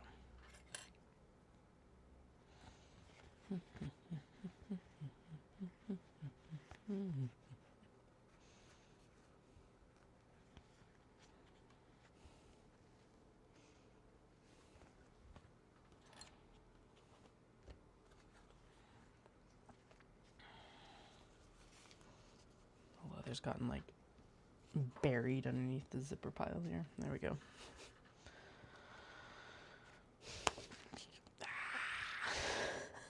Behave yourselves.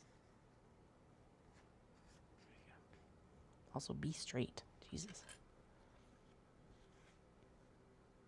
There. Okay. On. Good. Tiniest little snip to indicate where this is all supposed to go, of course. Tiniest of the tinies. There we go. There we go.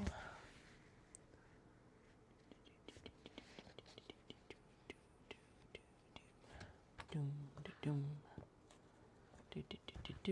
That's not what's gonna have the snip in it, Katie. Did I snip these ones? I did. Okay. Just very hidden. Apparently I also prepped too many leather. Okay, I am off on my count somewhere. Did I forget to finish one? No, the rest of them are like down there. Weird.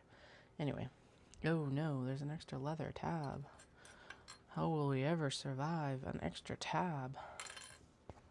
It is wild though, because I was pretty... How many times did we count everything? I have no clue. Too many, I'm sure.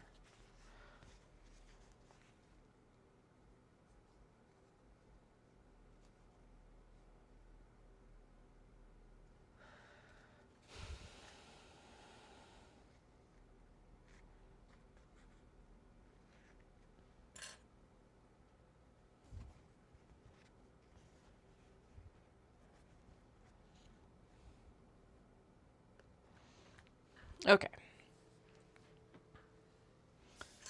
Snaps out of the way. Now, why I wanted to clip them all together at once and get them all prepped is now we can just go in and chain piece them.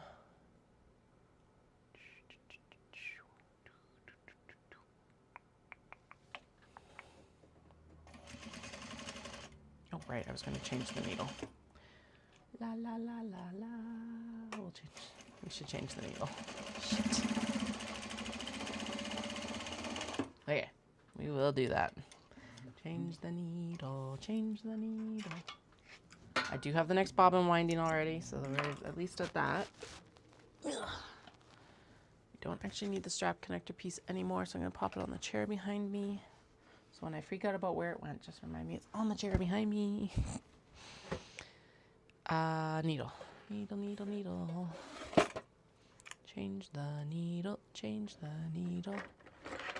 I should technically check under my feed dogs, but we're not going to today. They can deal with it. Maybe. Yeah, there's quite a bit of built up on there. And... oh yeah, that is pretty dull. Okay. Into the needle. The discard pill bottle. Where everything goes to be contained. Okay. Needle out. Needles in. Can I remember which way this is supposed to go? I actually saw a really cool video about how like the sewing machine ended up being developed and like the different iterations it went through to get everything to work correctly. Super cool, actually. I'll try to find it. I might have already put it in the I have a playlist that's called like videos I talk about in live stream. I might have already put it in there, but if it's not in there, I will go hunting for it again. I think it's like Veritaserum or something like that.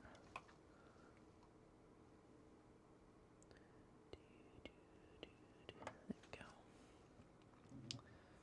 It was starting to sound a little bit rough.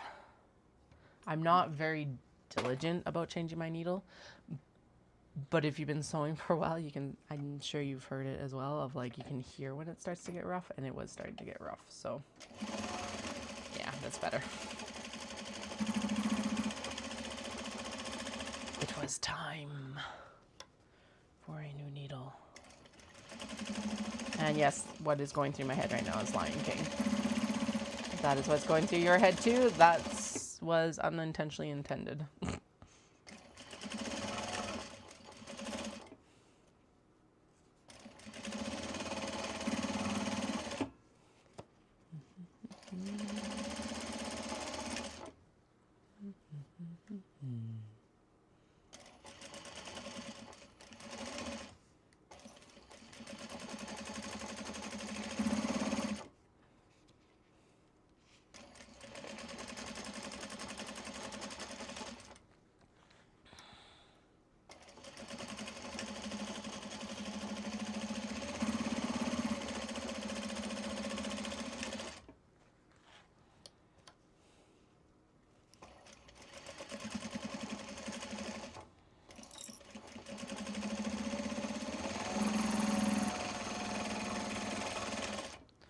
Okay, and then once we're done this, we fold it down and we top stitch it across the like leather from what I remember, and then we can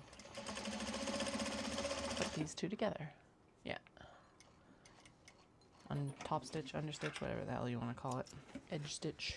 No, it's not edge stitching, it's still top stitching. Edge stitch is when you run it like right on the very edge of something. This is still top stitched.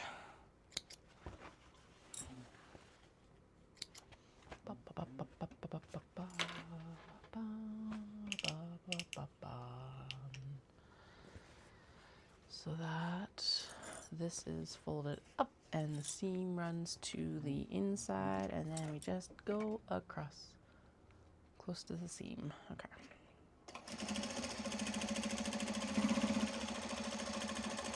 And yes, I did turn my stitch length up.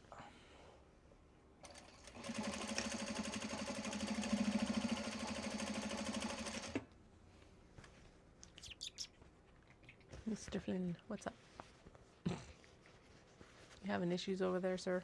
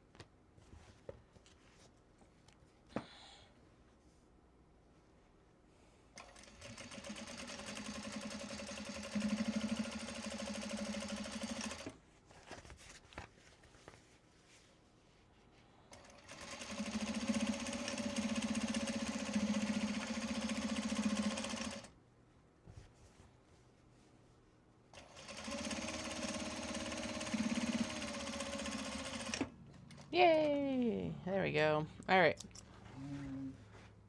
I keep getting like cloud drifts right now. So it's like break, dart, break, dart, break, dart. Okay, so trimming across here. Just trimming the chain piecing for all the pieces apart. Now that we've got that done. And then we sew the interior. We smash the pocket together. And then I think that's the front done.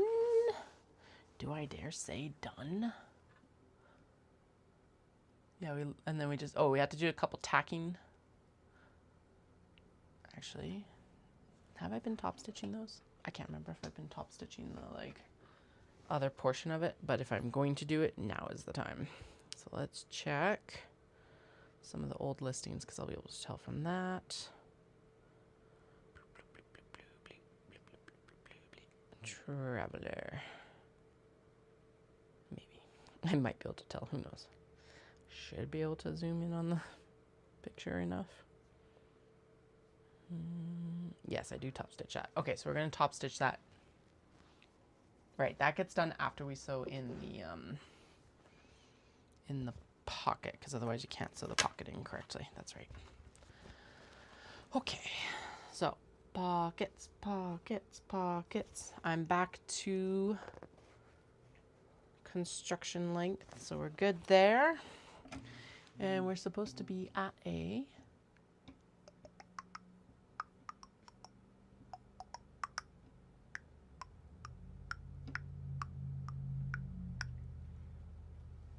assemble.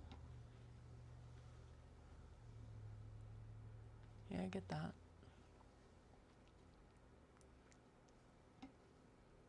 Oh, okay. She doesn't actually give you a stitch length for this. So I'm going to go with that. Flynn, hi. What's up, bud? You are conveniently in the way. Hey? Hey, bud. Yeah, I know. Oh, goodness. Well, at least your undercut's growing back, hey? Okay, you are... Why did you choose to sit on the piece? Because I'm throwing it, man. Come sit on me. You dork. No. Do I need to go open the blind on your, like, cat tree and put you in the cat tree? You can't sit here, dude. Come on. Oh, purrs. I hope you can hear that. Purr, purr, purr. He was purring. No, he's not. He was like, no, fuck you. Lady. Okay. You got a cat tree right here, man. And I'll open the blind for you. Hi, Dahlia. Will you fight him or are you going to leave him alone? Oh, my goodness. There we go. There. Behave yourselves, please. Behave yourself. Yeah, I know. Leave her alone. Because if it's not the kids, it's the cats. And if it's not the cats, it's the kids. But those two have never truly gotten along. No one's lost an eyeball yet, though. And I always count that as a win then. Okay. It's just like, he was just insistent on being on the desk. So, no. Sorry, bud.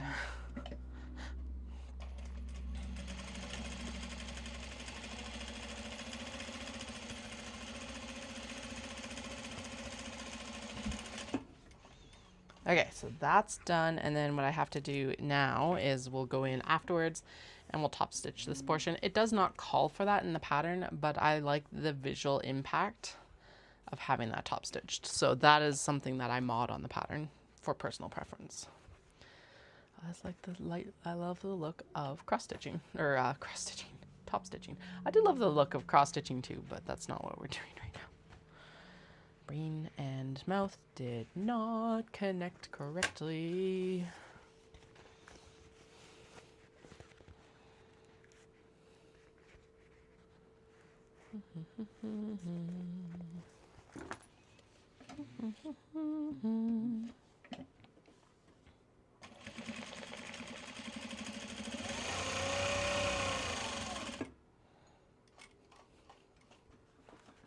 Okay, the next bobbin is full and ready to go when we need it, so that's good. Changing the needle was a good idea because this is sewing much more smoothly.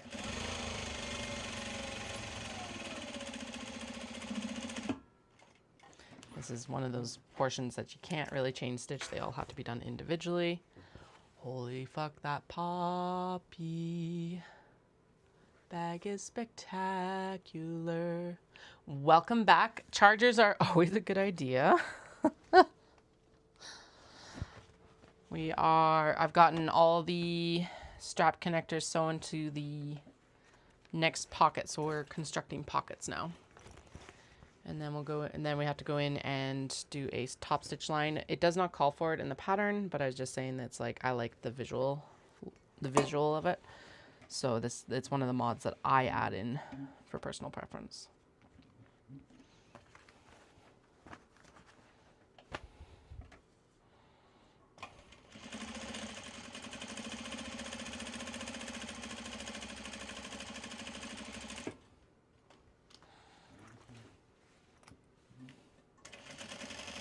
No, that's not good. That's the bobbin. Being a bitch. Being an asshole. Da-na-na-na-na. Da-na-na. Okay, nothing's... It is stiff running through there, though, right now. There we go. Weird. Oh, that's because it's actually... I have it wrapped around the needle. Ha ha ha! That's my fault. Not the thread's fault. Okay, is it happier now? No, it's still pretty tight. Interesting. Okay, well, we'll watch that then. Reseat the bobbin. I did change the needle, just because it was dull. 9014. I'm always guessing. That's the one I use though the most. I do have 11080, but I find that the machine is not as happy with them typically, or just the project's not as happy with them. So most of the time I'm working with a 9014. Okay.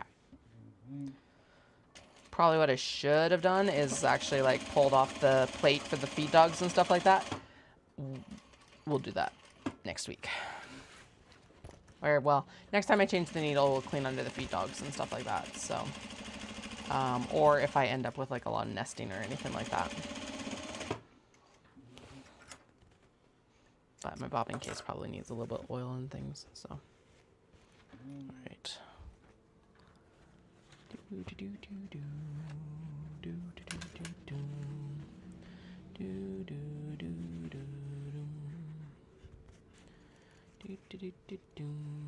These are like all, oh no, okay.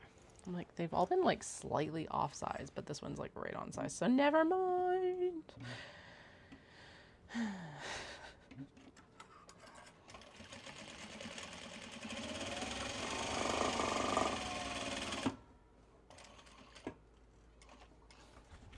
Zoom.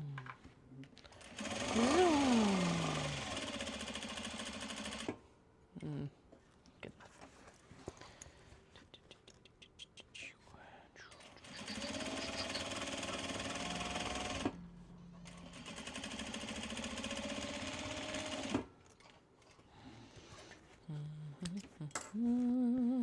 Oh yeah, that is going also spectacular.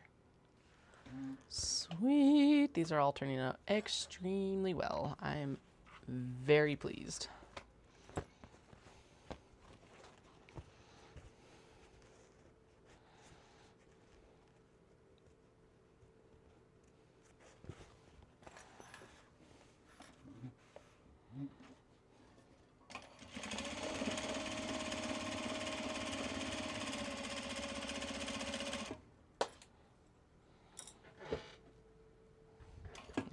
There's a clip back there to knock off. All right. Apparently there was. Ooh, that one needs to be lined up on this side a little bit better. There we go.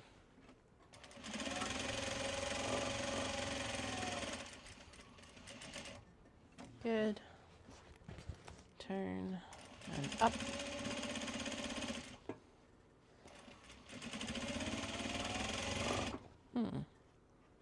Oh, we're good. Okay.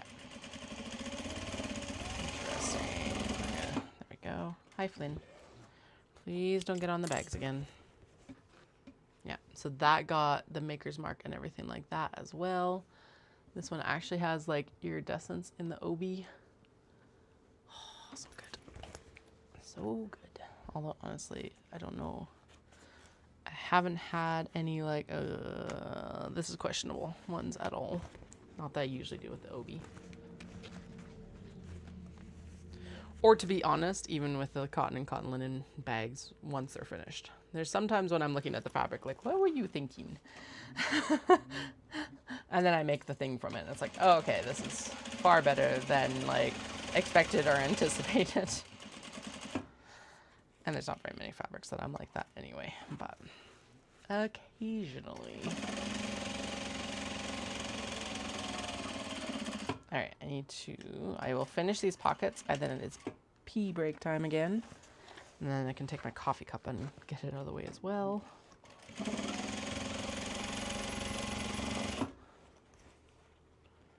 We're almost done the fronts here. So after pockets, there is top stitching and a tack down stitch, a couple tack down stitches. And then we're on to the welt pockets on the back, which is exciting. Now, where did I intend these to go? It really doesn't matter. Oh yeah, I think it, never mind, it did matter. Because I didn't want this like chrysanthemum cosmo dahlia flower to be on this one because it's already got the white flower on the bottom here. I'm also obsessed with this like gradient. It looks like a grape leaf to me. I don't know. So here we are. Doing the things. Let's do the things. Here we are doing the things. Here we are doing the things. We'll get the things done so we can have traveler slings.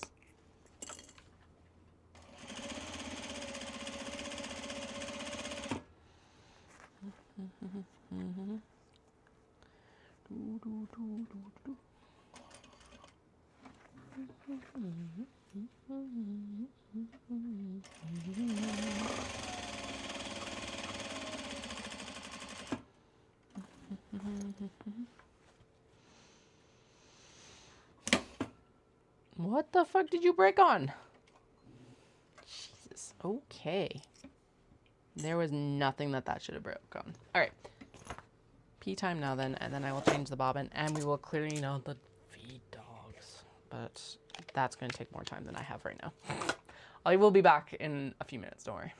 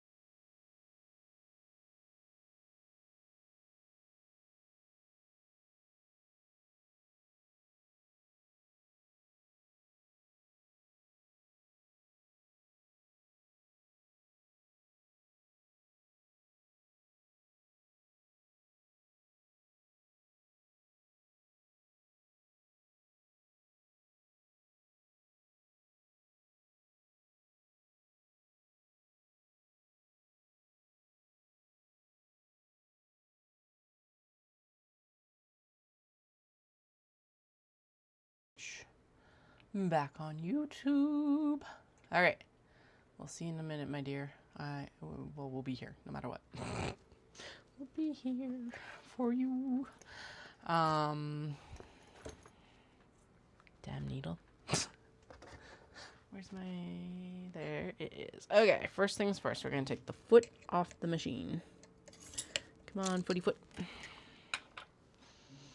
And we're going to take the broken needle shaft out of the machine. And then we're going to pull the thread up, because there's no point in cleaning it out if the thread's in the way.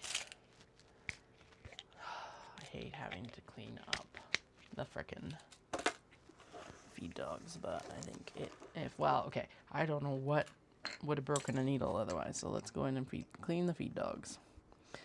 Why I hate cleaning the feed dogs is I have to take this whole plate off, and it takes time out of production time. But maintaining your machine, if you don't maintain your machine, it also will bite you in the ass. So here we are, and it's not a fun bite in the ass. It's a pain, like, no. It's a big old chomp. It will leave teeth marks in your butt.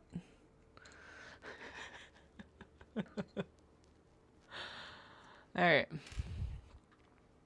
At least I'm getting more proficient. Ooh, yeah, I can already tell there's a lot of fluff there. Oh boy, look at that fluff. Okay, I'm popping the bobbin case out as well. Anyway, there's the fluff on the bottom of the... I'm trying to show you so you can actually see the fluff. I think that's probably the best view you're going to get of it. It's quite a bit. I co-opted the kids a paintbrush from them a while ago, so that's what I use. I know people use like mascara brushes, other things. The feed dogs themselves aren't too bad, but it is pretty just generally fluffy down in here right now. Are we surprised? No, we shouldn't be. There is actually quite a bit of fluff around the edge right now too, which is interesting. I don't think I've seen that before. Okay. This actually, do I have my compressed air handy? Yes, I see it right there. We'll do a couple little puffs into here. Use all the tools at our disposal.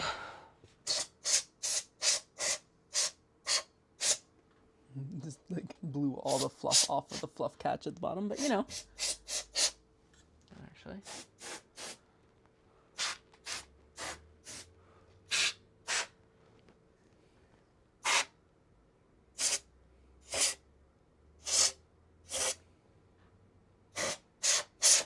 There. Looking much better. All right. Can's very cold now. Okay, first things first, we'll pop the bobbin back in. Then we'll put the feed dog plate back on. Then we'll put the screws back in. The fact that like we have been cleaning it more often, I think has actually helped make it less arduous of a task. It also depends on like what fabric you're working with. So if you're working with stuff that does tend to fluff more, clean stuff out more often. I don't work with stuff that fluffs a lot typically. So like what I mean by fluffing is shedding, I guess would be the better description. Not farting, shedding. Anyway, yeah, if you find that you do work with a lot of fabrics that shed a lot, why are you not going in? Then clean your machine more often. Okay.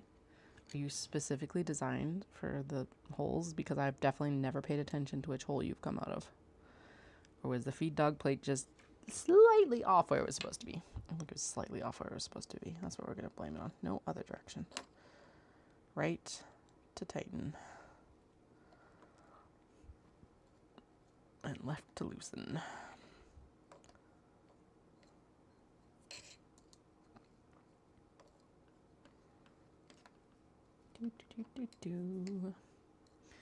Yay! And then this one too. Ah! Oh god, okay, come on. Come on, screw, you know you wanna. You know you wanna. Yeah, there you go. This one's awkward because there's the thread arm protector right here. I think that's what it would be described as. Okay. Done. Yeah, and these are 9014s. I do not know why that needle broke. It is a mystery. Yay! I'm glad I enabled you. Was it the Amelia or the Mia? Because I can't remember which one it is. I do like that she has 2 sizes of it though. And honestly, I think we need to go in and make some of the mini necessary clutches. Although I do like the snap of whichever the alternate is too. There.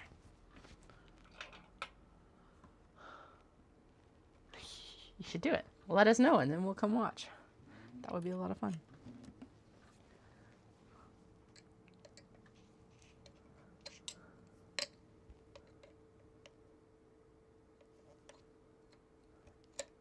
I know, who is it? Laura Mormino, whatever her name is. She ends up doing like live sews with a friend every month, I think. They do a sew together, which is super cool. Right? It's hard to tell them because it's like they're so similar in name. It's like, oh my goodness. They're both good names for wallets, but they're very inseparable. Okay. Needle changed. Hopefully it doesn't break instantly because I don't want to have to change another needle today. And then, okay, let's go. Fine. Snip. Oh shoot, that's what I was supposed to get yesterday that I forgot about. I need more, or I have self-threading needles right now, and that does not work for gathering stitches for the pin cushions. I need like needles, and I was in Michael's, and I thought of it when I was in Michael's, and then I left the like aisle, and yeah, short-term memory, whew, gone.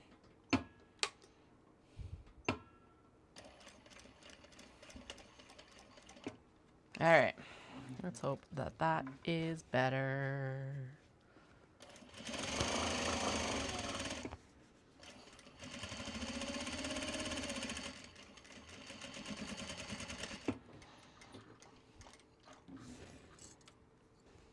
Stitching.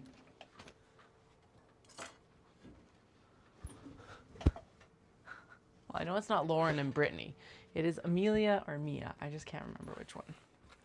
And in the end of it all, cat problems. I don't know. Does it matter? I don't make them regularly. I made one for myself, and that's the last one I made. It's a good pattern though. Like, I have no complaints about the pattern. I was just like, I also made it when the kids were itty bitty, and like that itty bitty fog is brutal. So like, I think I'm coming out of it right now, a little bit, somewhat. Still mom brain, but like nowhere near as bad as it was for the first few years.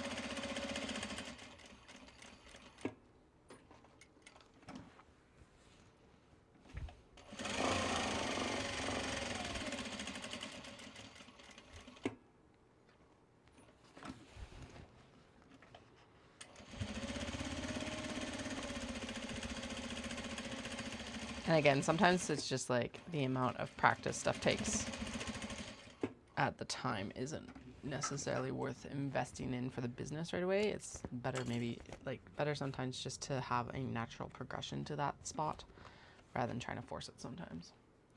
I say as I'm going to be doing the zip and grip. All right.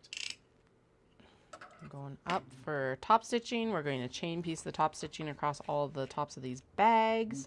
This is not in the pattern. It is an aesthetic choice made by me because I like the look of it. This is not required, but I like the definition that it adds to the bag. So here we are.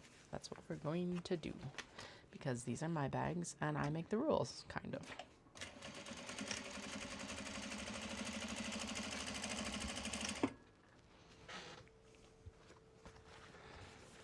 and then we have to do tack down stitches for the front zipper on the sides, and then we go back and do weld pockets. What time is it? 3:30. Okay.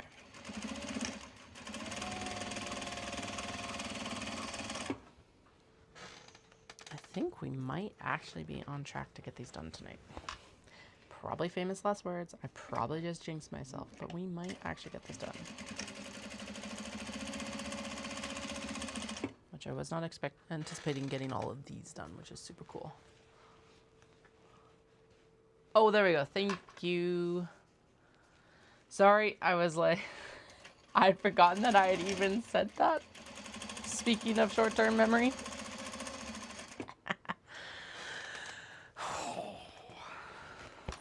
Jesus.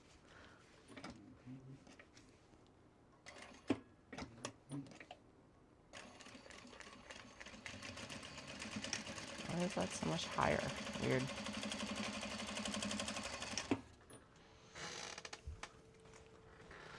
Yep, pretty much. My God. Short-term memory. It's worse than a goldfish. Worse than a goldfish. All right. To be fair, I'm thinking of something else completely. Okay, so there's the top stitching done on those, and now the tack down stitching, and then the welt pockets. Welt pockets they need some darts done for the interiors, which I haven't done yet. That's okay. That doesn't impact the welt pockets yet until we actually go to sew them down. So I'm not overly concerned about it right away, but that is one of the steps, the extra steps that I need to do.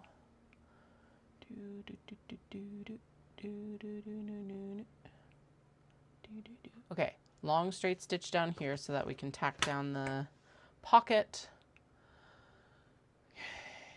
And then also for the right here, I think. Yes, right here. And then I'm supposed to install the snap, but we'll do the snap at the end. That's fine. Okay. And then, yeah, and then the welt pockets. Sweet. We're getting closer. We're getting closer. Closer, closer. Ding, ding, ding. All right. So those are aligned. So we're just, because this is basically just a basting stitch, I'm just going to go in with the top stitch length. We're not going to worry about it because that will actually get sewn over and hidden by the completion stuff. And I'm not even going to do a back stitch because it's not an integral to the bag thing. Though that does actually need to be tacked down here, not there. Bloop. Okay, there we go. There we go. Better.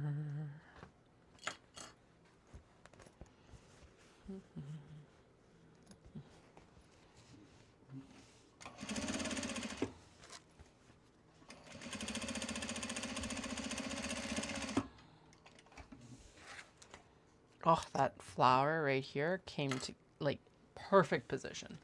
Sweet. So, and then the tab will fold down here and it'll fold down to like highlight the grape leaf here. Yes. Excellent. The front is a little bit wide, but it's okay. It'll deal. Probably should just trim down that edge a little bit so that when I go to stitch it together, I'm not stitching there. And actually that is within the stitching lines that we've already done for the pocket. There we go. There. That's what needed to be trimmed down. Basically just the zipper tab. Yeah. Okay. Yay. Coming together. Coming together. Coming together. Oh, there. Then we're going to do the same on this one. Okay, I'll do the same here, stitch it, and then we'll just trim it down a tick so that I'm not accounting for that in the seam allowance as much. Just cut it out a little bit. There we go.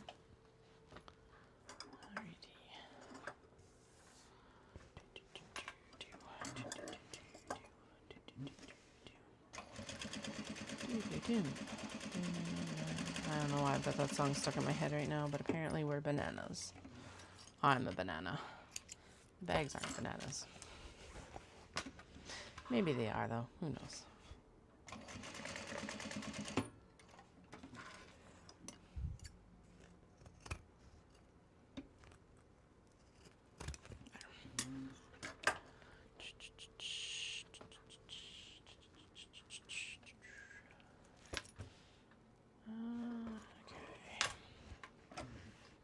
Now, hopefully the welt pockets don't fight me.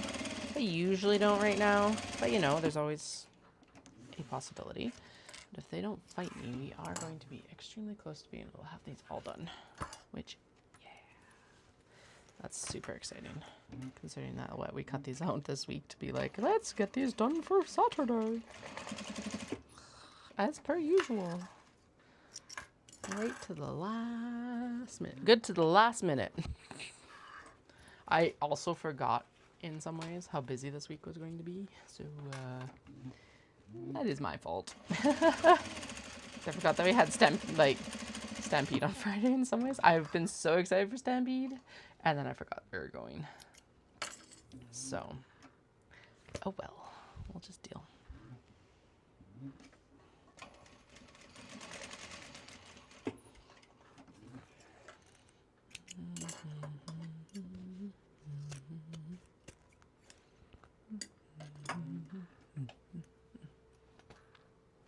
Two more, then we'll be on to welt pockets.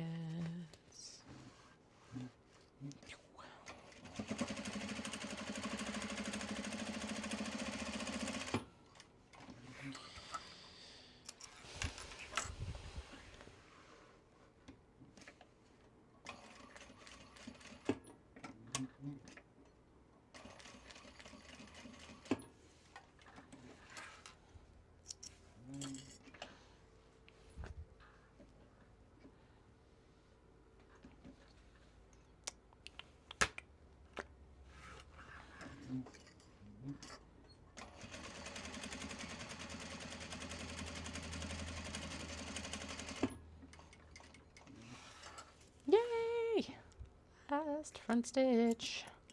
Last stitch on the front. Ha ha ha ha ha. Ha ha ha ha ha. Done. Sweet. That didn't tack down where it's supposed to. Of course not.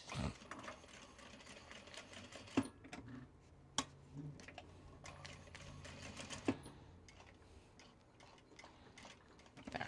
Now it's done. Okay. Good enough. Ow. And the presser, I've got a knee press, which is fine, except for when I'm wearing shorts because it's like, yeah, annoying. Okay.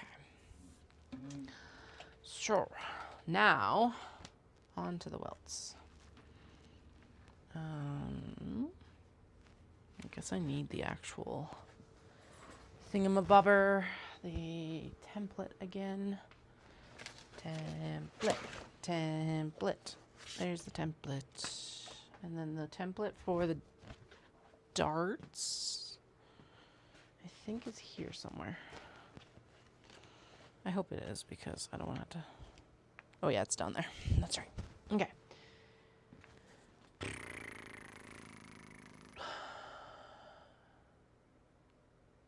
Yep. That's pretty normal. I have a lot of lurkers. That's okay. People come in and they like chill and knit usually. Okay. Take back panel A. Okay, good. I'm not crazy. And then we do that. And then we do the sewing of the thing. Yeah, exactly. People are doing background stuff. I am not expecting everyone to sit and participate. I just like being able to blather on and pretend I have company. Thanks. And like, that is one of the highest compliments I can get, is that we're calming. Or like, I know some people turn it on and they end up falling asleep, and like, I am fine with all of it. I actually don't care.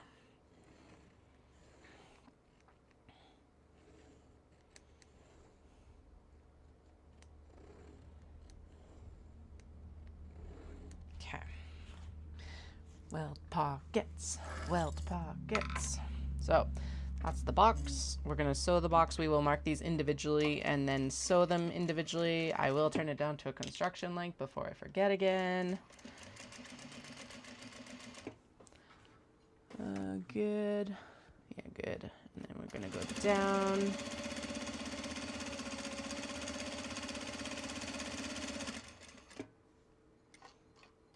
And we're going to turn. Welt pockets, welt pockets. Welt pockets. Oh yeah, I was like, did we put all the zippers on last night? But we did put all the zippers on last night. So all these boxes have to be sewn, and then they get trimmed out afterwards.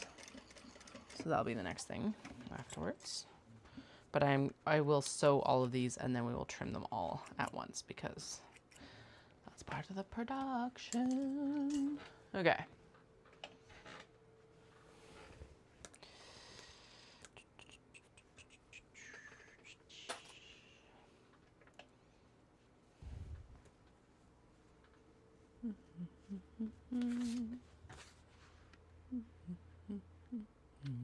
Wait. Oh yeah, that's right. Okay. I'm like, this doesn't feel right this time, but no, it's right. Cool.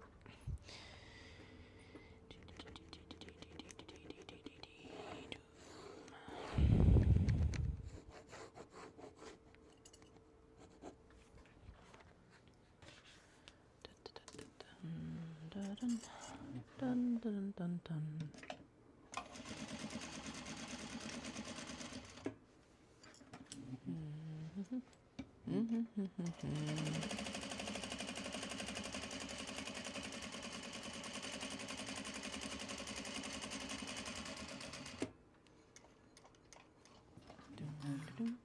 Dun, dun, dun, dun, dun. Turn.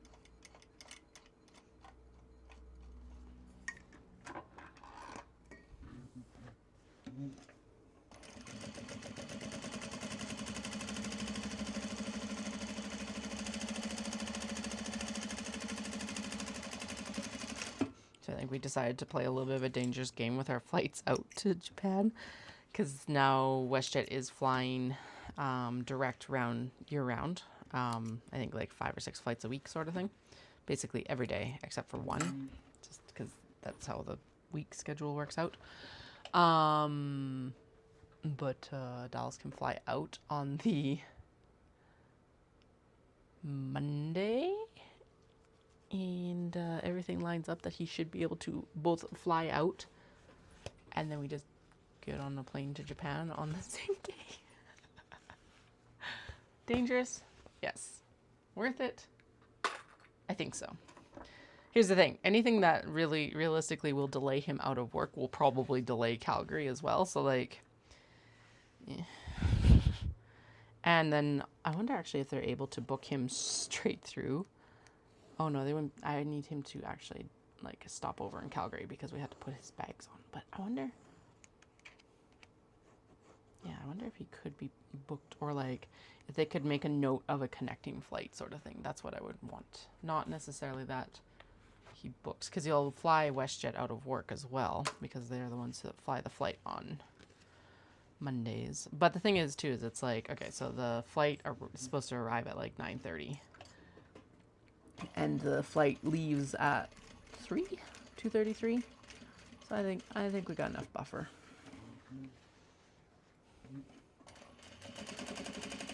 And if we don't, well, we'll see him the next day.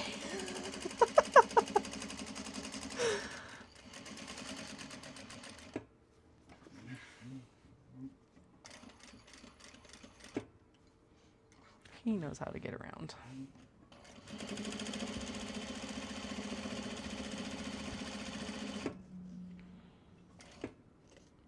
And honestly, I think you would probably love to do that a little bit, so.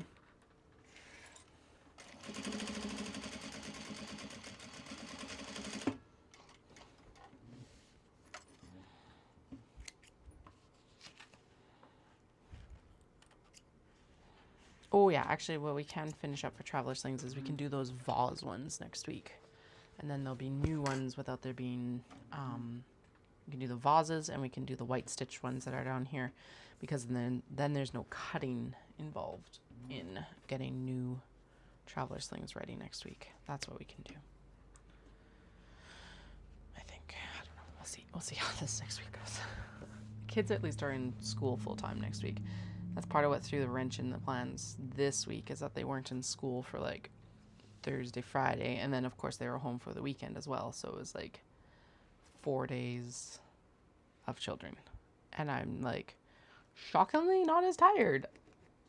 Or like I was like shockingly tired after they were to bed and stuff like that. Because the plan was to come on and do a bunch of work in the evenings, and it just... my get up and go got up and left without me, I guess. So, yeah. Next week will probably be better for that, at least, because I'll be able to, like, the kids will be at school, they'll get tired out, and then they'll go to bed earlier.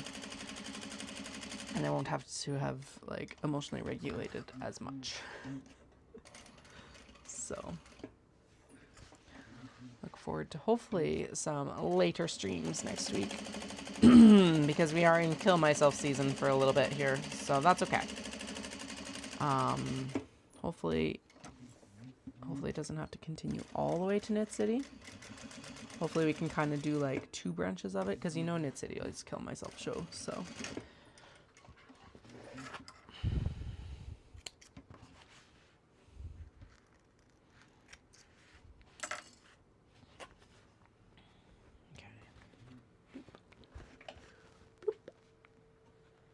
How many more do we have to go?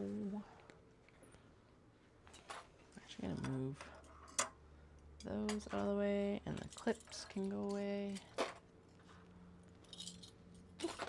And then, uh-oh. Oh shit. Don't tell me that we don't have a mirrored piece for that, please. There's the mirrored piece. Nope. Ah, shoot. Really? What? What is going on? There we go. Okay.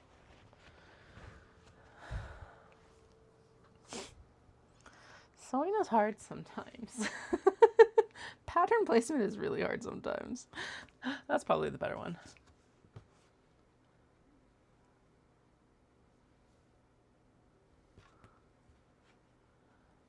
No, I don't shop at local fabric stores, although I do scratch that itch by buying like fabrics for kids' clothes a little bit. So I found some really cute Pokemon fabric the other day that I'm going to make like a matching shirts or some sort of outfit for both kiddos. And then I do buy North American fabrics for interiors for the cotton bags and stuff like that. However, it's very like generic.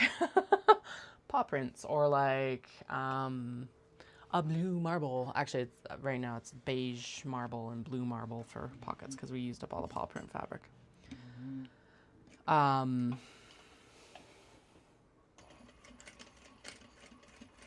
don't know. I guess it's true what they say. Go to Japanese fabric and you don't go back. But seriously, no. Yeah. Sometimes I wish I made it a little bit easier on myself, but at the same time, I enjoy this too much to have many qualms about it, so. Plus, this is business instead of personal, so it's like, it's a little bit different versus, like I still do that for knitting and stuff like that, although because I haven't been doing much knitting, it's just been a lot of work recently. I haven't even really gone to a local yarn store to buy yarn recently. if I do buy, I'm buying at like the shows and stuff I go to. So, I know, right? It's bad. So, okay. I hope I'm... Well, I guess it doesn't really matter, right? Because the zipper box is going to end up the same way no matter which way I put it on the actual pouch. As long as I put the zipper in correctly, we're good. Because I'm pretty sure... Yeah.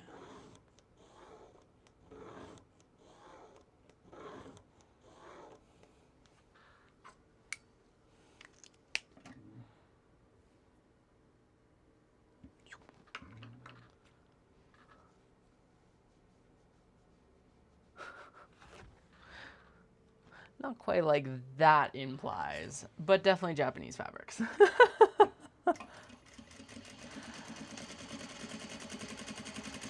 We should also watch that term because I don't, that's a pretty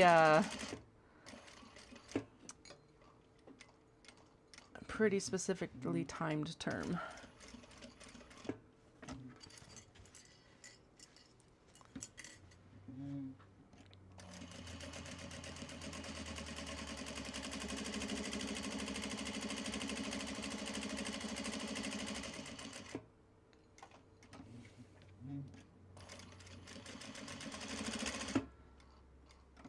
Go.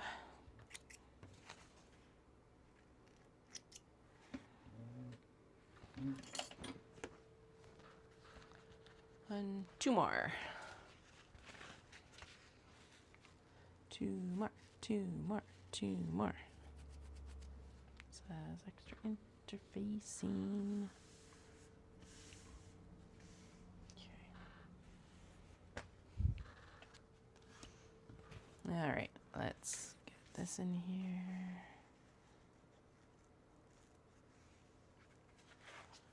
Then we got two more boxes to sew, and then we will trim, and then we'll smash a zipper in there.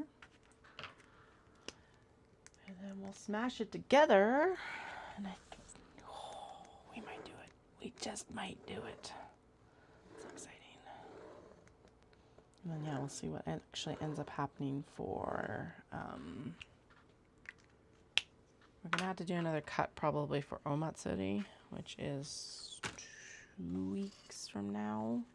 2 weeks tomorrow. Yeah, so I'm going to have to plan out a few things for that. We still have the belt bags to finish, both in the obi and the cotton and cotton linen blends. Cottons, actually, just cottons. So there's that and the minis. So I guess that's a pretty good mix. Maybe we'll, right, I was going to try and have the backpacks done for Omatsuri.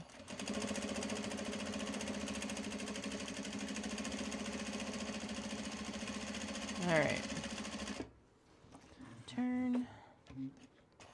Zippers are going everywhere, i.e. falling behind here.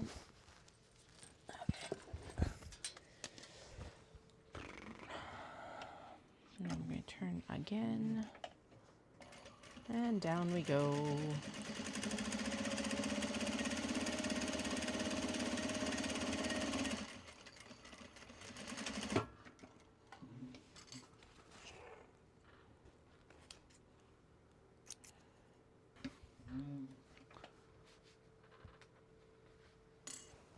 All right.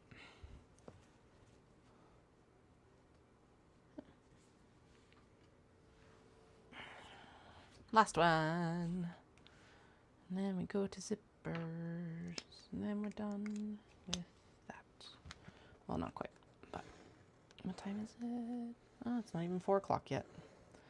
Excellent. Not even 4 yet.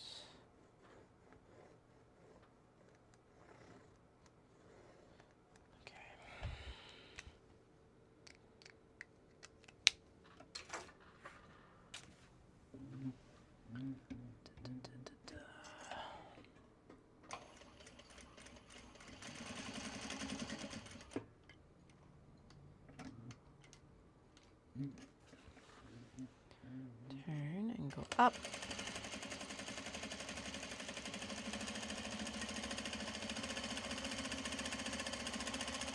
like there's really any direction on these things, but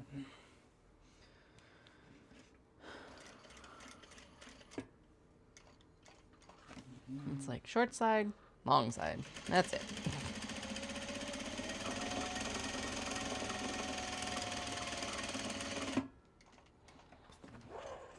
All right.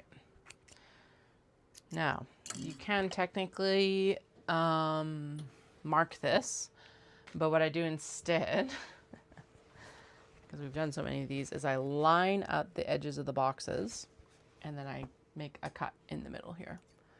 And then I trim up. And what we have to do at the end is a Y or a V or whatever the hell you want to call it. Trim up, and then you trim into the corner. Yes, that is scary. Do not trim your stitches if you can avoid it. And what I typically do is I trim it both directions, and then I will take a seam ripper in and seam rip it in towards the actual bag, and I find that that opens up the welt pocket the most. Basically, you're just opening it up so there's not extra fabric in the corners. So you're going to go in, there's extra here that I haven't clipped, and just seam rip it down like that. Be careful not to poke yourself, please. I forgot who actually I learned this trick from, but it was like a YouTube video or like maybe even a quilt magazine or something like that. But it works wonders for making sure that your welt pocket like corners lay nice and flat before you top stitch in the zipper. Like that. And that's how I typically end up avoiding ironing. Now we are working with some obi that have some opinions, so we will be ironing today, and that's fine. But this is already like quite nicely flat. It helps bring all the fabric into the back here, and you should be good to go. What I am going to do is I'm actually going to grab a handful of clips, and I find that what ends up also helping is stretching the fabric and then clipping it on the sides, so that then everything is like, you're basically able to manipulate it into where you want it to be via that.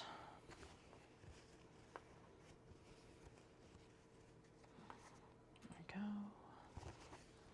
Then what I can do is I can pull this down to the bottom, and you can clip it across the bottom as well. Sides here, upper here, and then we're going to go back down along here again, and then along here. But yeah, I'll definitely, that's going to need an iron this time. Can probably pull it a bit more, but that only does so much. So for now, we'll clip it, and then we'll iron it once. We'll iron everything at the same time if it needs it, because then I only have to heat up the iron once, and it's not all on my desk being all spitty and grumpy. Okay, so next one. And also I probably won't end up actually turning all these until after we've actually got them all clipped anyway. It's more just, that was the demonstration one, so if you need to head out, yeah, you know what our next steps are.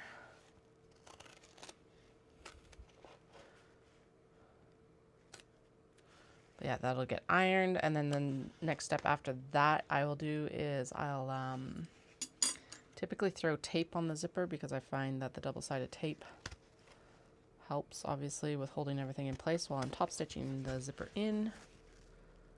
And then we go in and we stitch, we'll have to dart all of the other interior pieces. And then we'll go in and do stuff and sundries.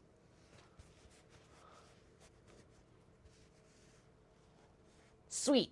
I appreciate it. You're here for the long haul. But we're on all different time zones, so like, yeah.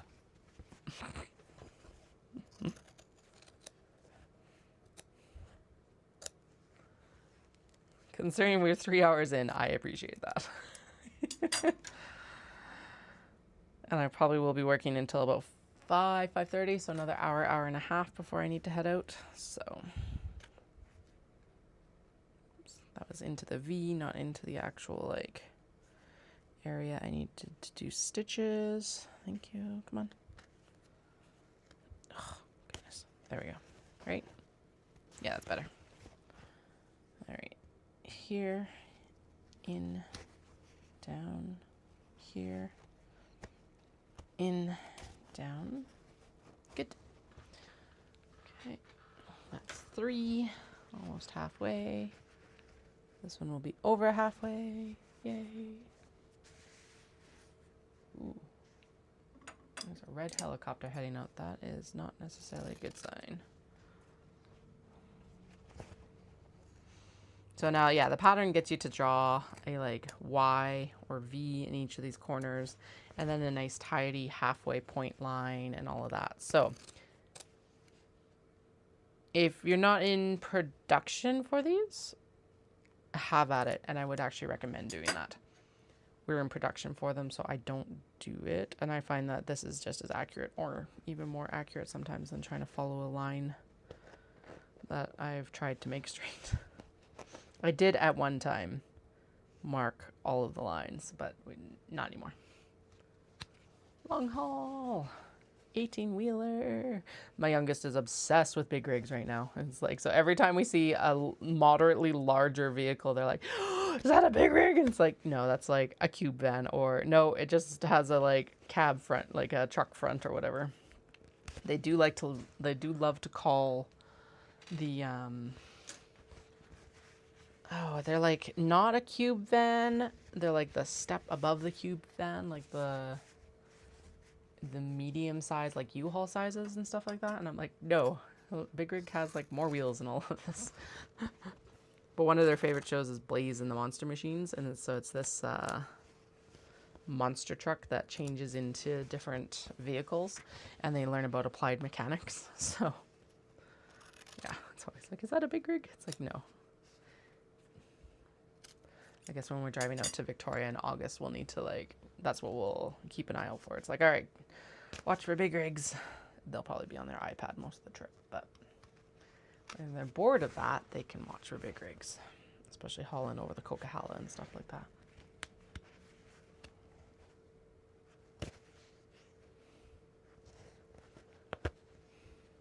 If I make any faces, it's because of these damn weld pockets. I've gotten better at them. It does not mean that I like doing them still. Especially this part with the seam ripper. I'm always worried I'm going to stab myself. No, that was the 3 point was not halfway, because there are 9. This is like, okay, this is 7. 7 out of 9. So we're 2/3 of the way through right now. And this will be just over 2/3 of the way through. The poppy bag. Trim it up, trim it up, trim it up.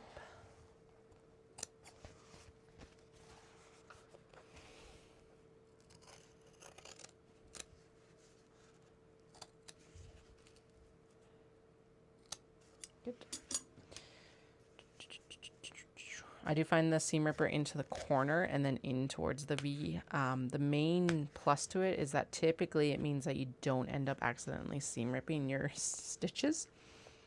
If you're going towards the stitches, then you can have issues. So just as a heads up. So that's why I stick it in the corner and then I seam rip towards what we've already trimmed. It looks like Dallas has done the radio. That's exciting. Oh, okay, fair enough. Still no sound.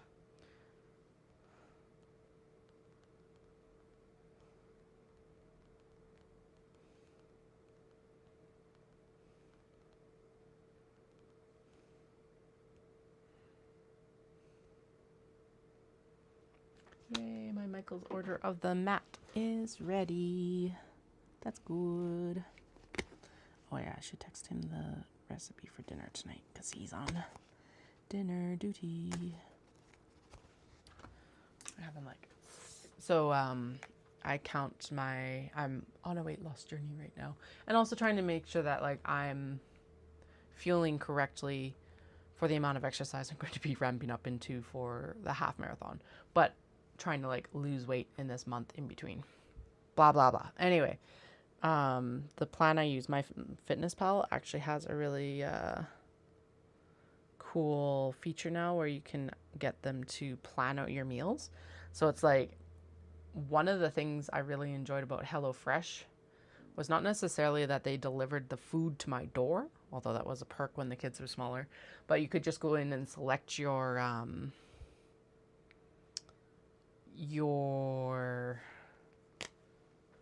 recipes, and then they would send you the recipes to make. And that's what I loved about it. Basically, the meal planning was like, I still picked stuff out, but the meal planning was completed for me, if that makes sense. I know. And so like, that is the part. It's like always making the decisions about like food and everything like that. So it was a little bit more expensive. Like I think it's $140 for the year, but I'm like, honest to God, if it takes the mental load off of having to decide what to eat, even through like half the time, that is worth it. So I'm using it just for dinners right now. And the nice thing is since I am counting the calories, it has the macros and the calories already input, and I can just plunk it into my program. So it's like win-win for me.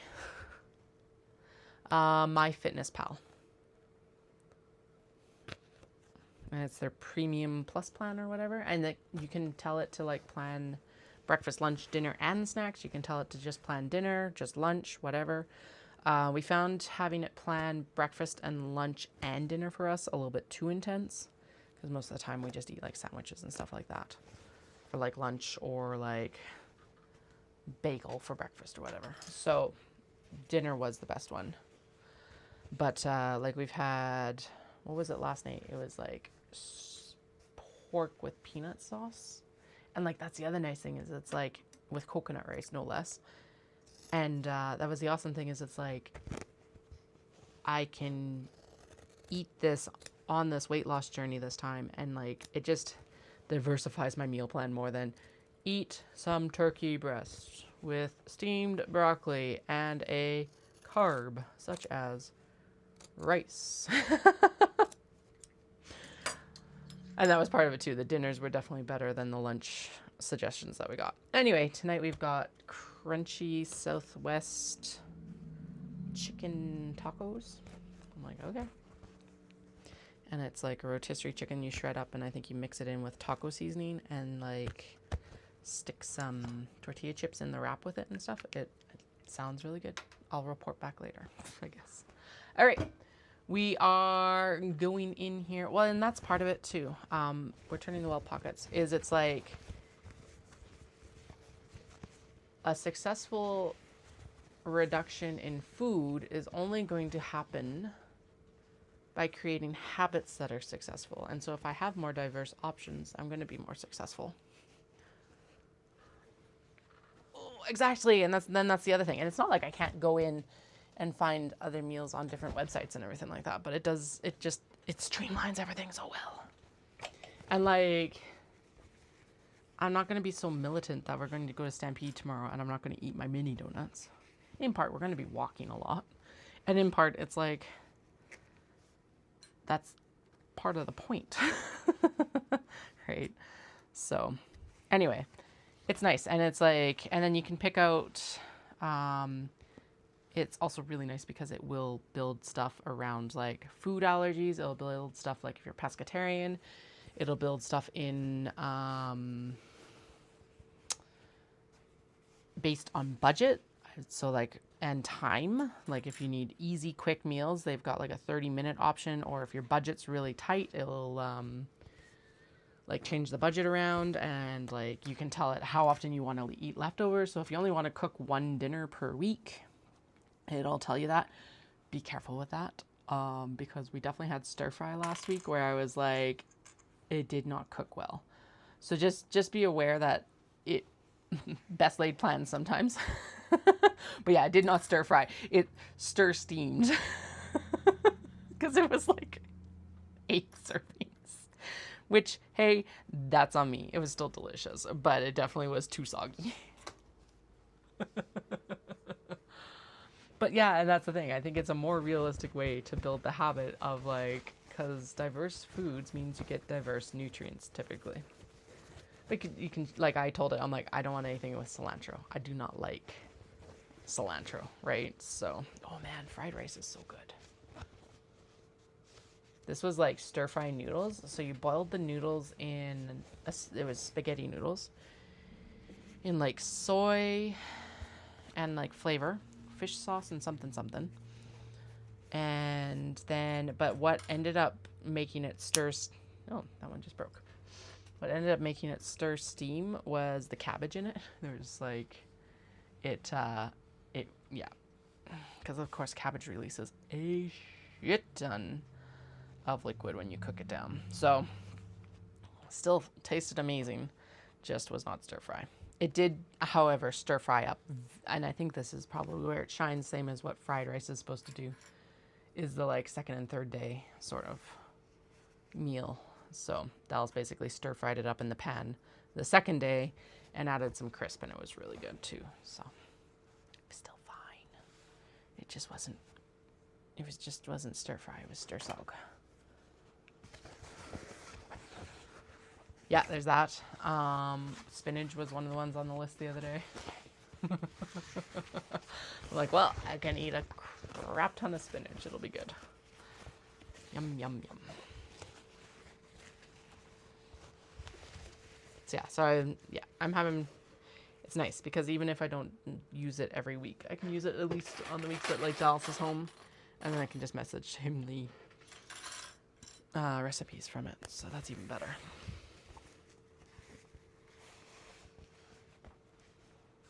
Which tells me that they might just be on their website as well. Maybe if you go check out their website. I don't know, because he's able to do it as well.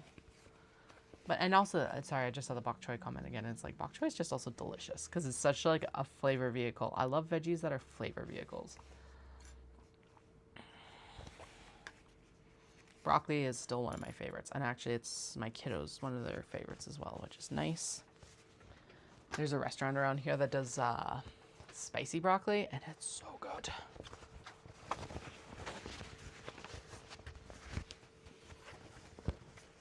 Yeah, exactly, right? You can just add any flavor to it, and it's enjoyable.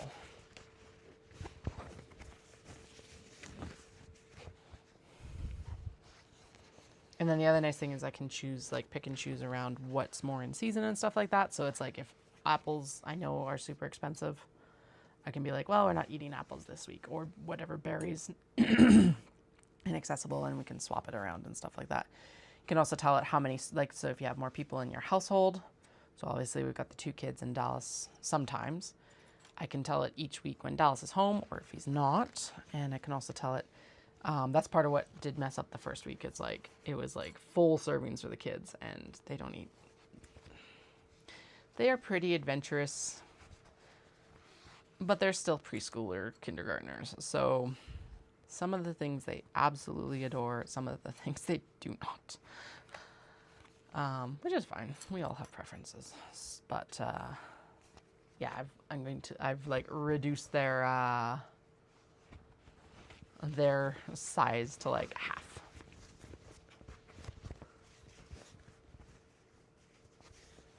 Oof, yeah, no, I can see that. Can you grow it in your climate, or is that really difficult as well? I thought that our broccoli plants didn't survive, but I looked out in the garden and I think they might have actually, which I'm surprised about.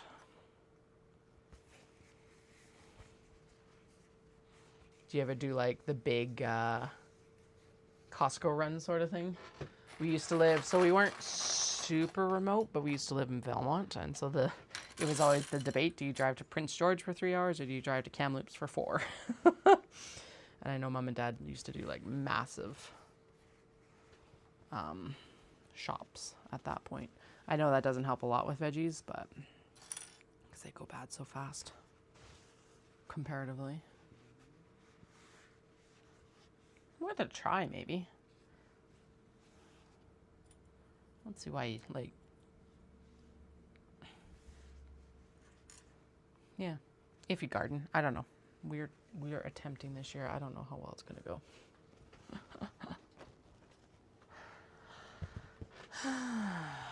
Okay. Almost done.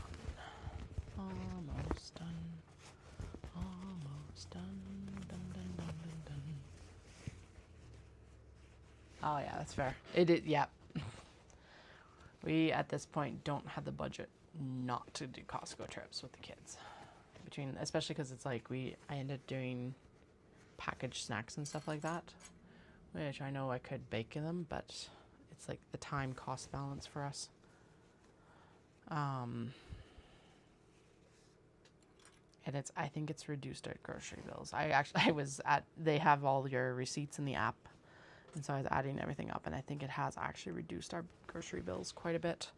It's like just even in our coffee beans, like the cost difference is ridiculous. So, because they're selling like a 2-pound bag for the same price as the grocery store is selling like a 1.5-pound bag sort of shit. Yeah. Oh yeah, berries for sure. We planted raspberries this year, so then we're not going to see anything from them this year, but hopefully next year I think we should. Maybe the following year. If you do squashes and stuff like that, you probably could also do corn if that's something you eat. I say as I stare out in our chaos-seeded garden. Yes, good. Do it.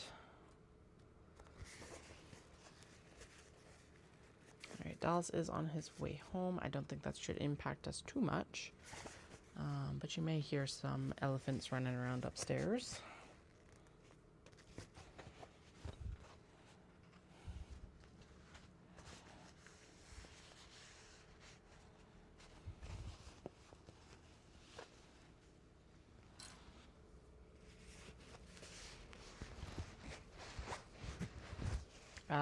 Yeah, fair enough.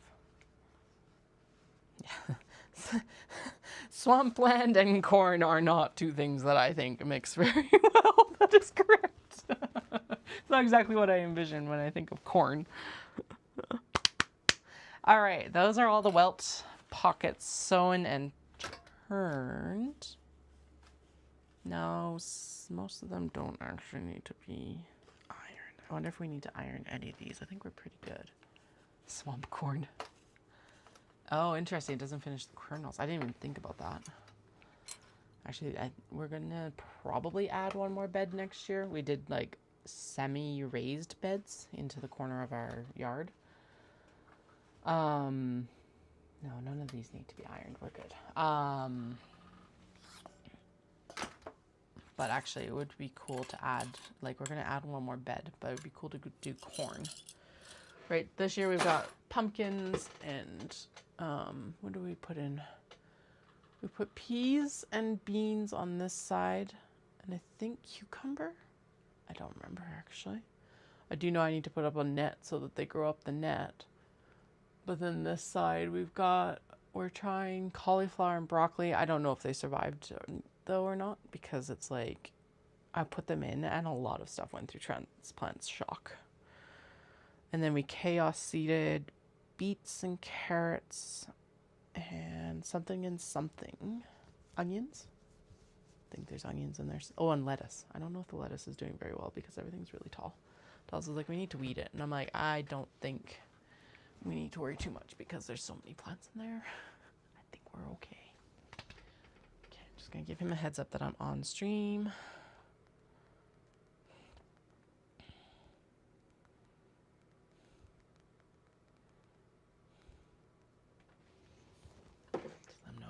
Let me know if he needs help. Okay.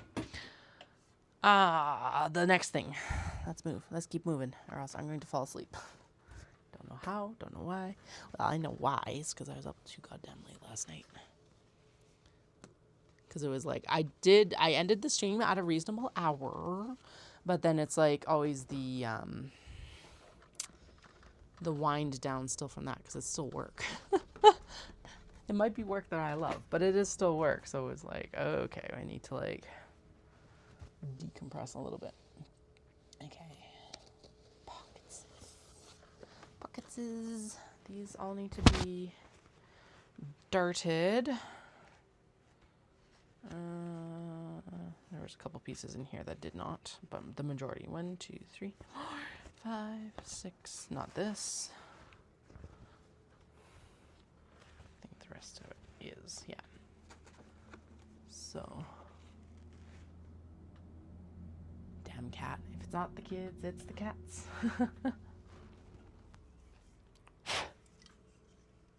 Yeah, that's fair. That's the other thing too, right? Is it's like, then the birds get to it. We have strawberries, and I am a little bit worried that the birds are getting to them. But not so worried that I'm going to change anything right now. I am very low commitment gardener. Right now, at least. So it's kind of like, okay, if anything really works, then we'll do it. If it doesn't work, well, we're not dependent on it. There we go. That's what it is. So we are able to chaos seed it, and it is extremely privileged that we're able to do that as well. So our actually our bell peppers are doing really good from what I can tell so far. Nice. I love it. Yeah, bell peppers are doing well, and the tomatoes actually are doing well, and they're both up on containers on the deck. Ring containers on the deck. Okay. We are on to the things, which are the back pockets. Black and gold and black and gold. Black and gold. Yeah, so far they seem to be growing. We're like southwest facing, so I think that's also helping. Again, though, I don't know. We'll see if it's successful at the end of the year. Check back in then.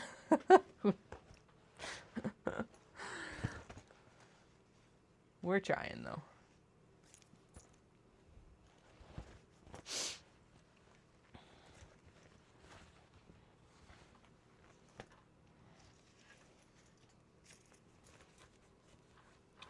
Okay, so I think we're going to need to go in and do,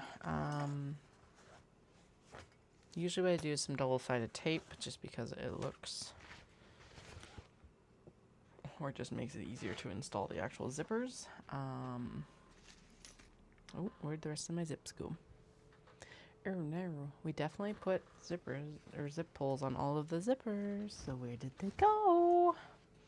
There's one. Okay, well, there's the navy one I was looking for, at least. Except I need 2 navy ones, not just 1 navy one. There's the white. Okay, and the rest of these, there is the... Okay. Did you actually get a full-on navy? Yes, you did. Okay. I've got an oddball blue, so that's what I'm a little bit about. Okay, that was an off-white, which I have right here. Did I just put a zip pull on incorrectly? That's totally possible too. Or did it fall off the table? Also completely expected and possible.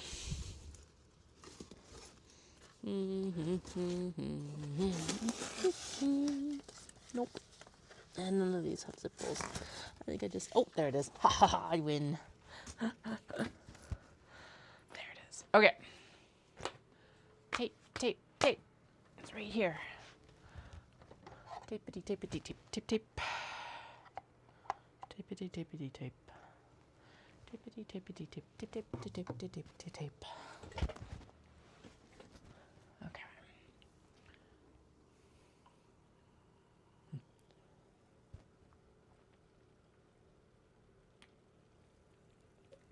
Okay, so this tape is like mangling itself in that little storage container.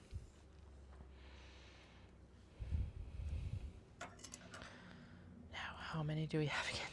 9? Let's go with 9, right? How many times have we counted this? More than 9 times, that's for damn sure. 1, 2, 3, 4, 5, 6. Yeah, that's involved with that one. Okay. 7, 8. What the fuck? 1, 2, 3, 4, 5, 6, 7, 8, 9, 10. 1, 2, 3, 4, 5, 6, 7, 8. Okay, we're gonna go with 8. Apparently it's different whether I'm counting from the bottom or the top, but we'll go with 8. That should be safe, I hope. I don't know. 2. If I need to cut more, it's better to cut more. It's better to cut too less. It's better to cut less than it is to cut too much. There we go. Like, neither of those are the correct sequence. 3, 4.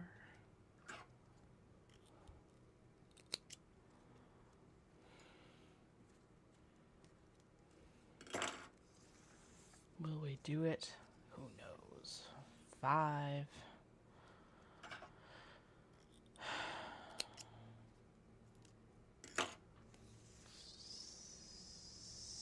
6.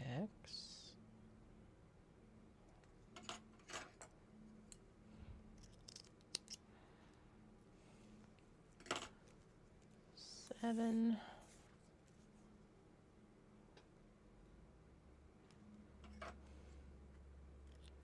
Ooh, one of the best things is I've only gone to the gym 3 times for leg weight lifting, but I already feel stronger, and I'm like, fuck yes. It's probably a little bit because it already leans into the running muscles, but like even after the second time to the gym, like I wasn't as sore sort of thing. I was like, yeah, I'll take it. Because it feels like that is something that's holding up my like running progression now, is the actual act of like the muscles just are not there right now. Because it's what it like, I know strength training is running training, but I've been really focused on building the cardio in the last few years. So now it's time to focus on the weight training a little bit more specifically. So one of the tricks for double-sided tape that I find the best for this is split the paper before you put it on whatever you're putting it on, and then put it on the actual zip. Because I find, personally, that the tape and the paper do not like splitting up. So, yay.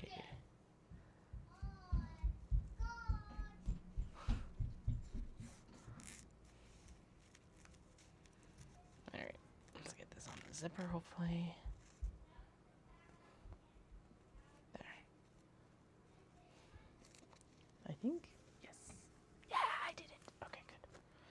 Split the tape, and then move that zipper pull out of the way, and then we're going to actually move this pile over here, because it's honestly a flat surface. Flat surface. Flat surface. Do. Yeah, there we go. Now, I could technically tape all of these, but since we've already sorted them into their bags, I'm going to do them individually, and then we're going to just sew them all at once. But see, that's like so easy now. And then, yeah, the elephants are in the house now.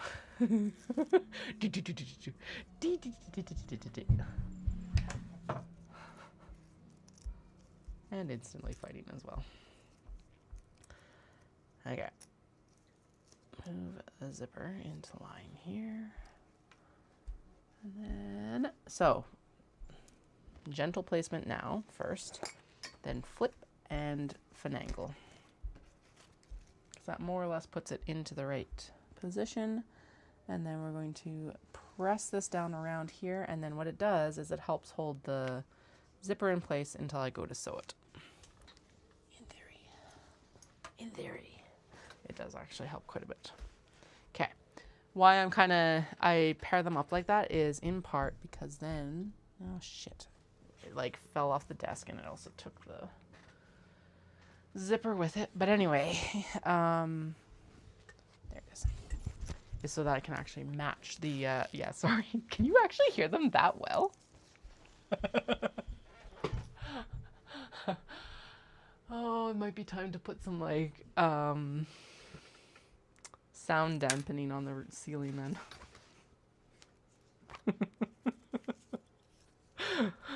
Well, do you know what? That's a testament to the power of these mics, I guess. Holy shit.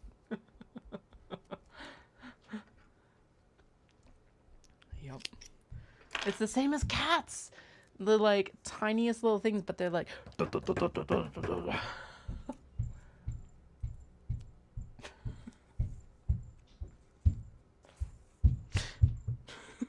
all right, well that's good to know. Testament to their little stompies and testaments to their like this microphone's power of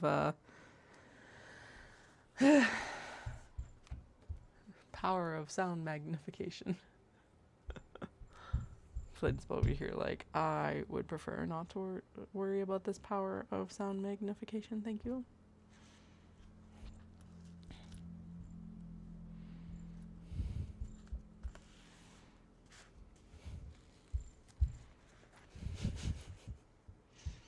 Right, look into soundproofing the ceiling. Honestly, it does actually echo down here a lot, though. Well, never mind. I was like, I don't feel like it echoed that much in our old house, but I don't know because I didn't actually pay that much attention. / I didn't have small children running around the house when I was like doing any of the live, like Vogue Knitting live streams or anything like that. So.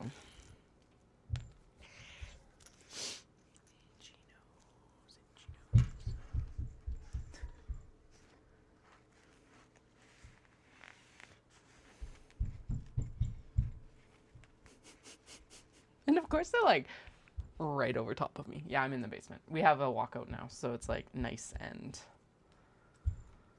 bright. Although my old space was also in the basement, and when we developed it, we actually developed it with the intention of lots of like artificial light, and it was really nice too.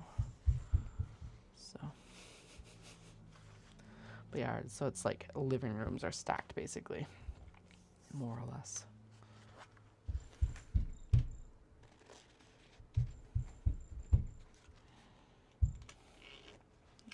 Oh. Where did I put the... Oh, I put it back here to... So, okay, cool. Navy with gold. That is... very crooked. Oh, shit. Is that going to annoy me? How is it crooked, I guess, is the question. Is this one of the ones that we had to change up for the zipper tabs on? No, this just feels like it's not stitched in there right. What the fuck? I've never had that happen before. You know, it's fine if you like puff it up a little bit, but it's still not centered. Shit. No, can't do that one. Okay. Time out. We're not touching that right now. I'll have to like actually go in and probably redo. That looks like it's mostly just the zipper that'll have to probably be redone. So, and of course I don't notice until we're at this step. But you know, oh well.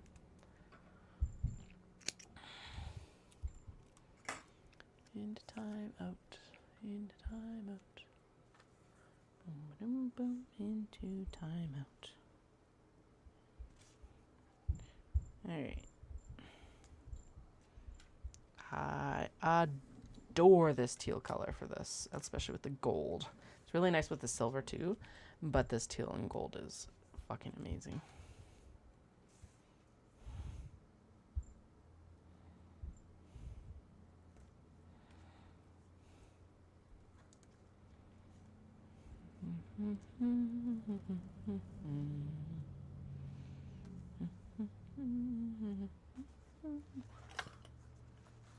Just make sure that these others, now I'm going to be like paranoid that the other zippers aren't installed nicely.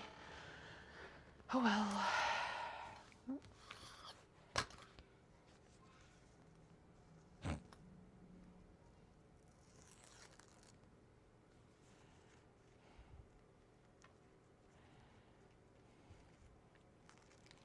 Come on, paper. Peel off the tape. There we go. There we go.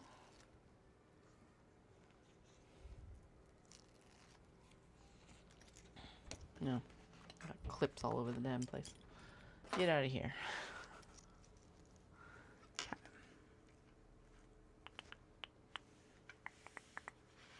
Then the other important thing is making sure that the zipper does actually extend beyond the opening, so that like when you're stitching it down, it's actually getting stitched down so you don't lose your zipper pull into the bag.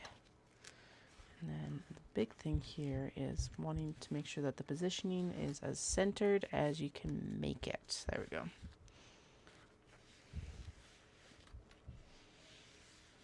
Sweet. Done. Ugh. I know it's slippery. Stay on the pile, please. Nope, it's just double-sided tape. It is technically the wash-away tape from Dritz. We don't wash these, obviously, but it's just double-sided Dritz. You could use a hem tape, but it's an extra step of having to iron it again, so I don't. Oh, I was like, there's a car parked in the house, but it's a student driver car, so that makes sense, I guess, kind of. Not really, never mind.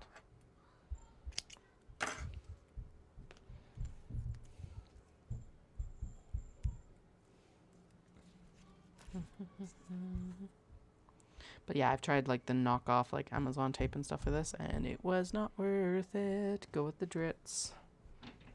Stuff I ended up from Amazon with was like dried out and gross. Like it just would not stick. So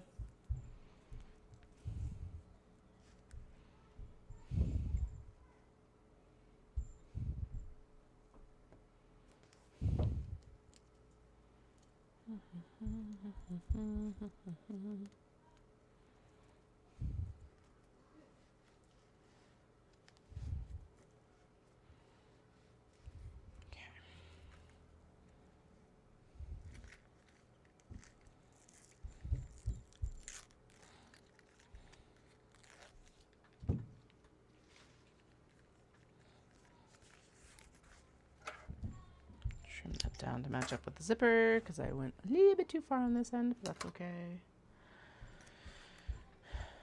Find the split, find the split, find the split. Pull it off, pull it off, pull it off. Alright, so we will probably get the welt pocket done and applied to the front, and maybe even the extra like interior piece in. So what that leaves us with for tonight, which I think is perfectly achievable, is turning to close and snaps. And then, like I said, I'll work on some scrunchy elastics while we drive into the city for our race packages. Actually, I just realized maybe I should just send Dawson. No, I want to visit. Never mind. I want to visit with him, and that will be our visiting time, and like making sure that we've got our plans in place for tomorrow. Anyway, yeah, elastic scrunchies. Hell, if we've got it to the point of turning these, I could actually take these to turn. But I think we're on track to actually have these ready to go for the weekend. And we'll have time to do, hopefully, snaps in the trays and scrunchies. Because I think the snaps, the snap-up trays are going to be really good for a like non-knitter market. I think they're one of those ones where it's going to be good for crafters and it's going to be good for everyone else. That's my theory. All right, so since I didn't do the poppy bag, I obviously have too much tape. So we'll have to wind the one piece back on. Yeah, I'll just pop it back on the roll, and then we'll have it for next time. Not a big deal, not a big deal. Kind of annoying, not a big deal.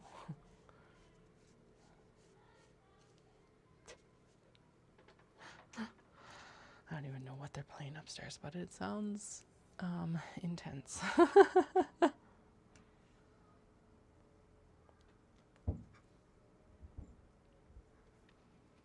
and I don't need to be to set up until like 9:45 on Saturday, so I'll load up on Saturday, I guess.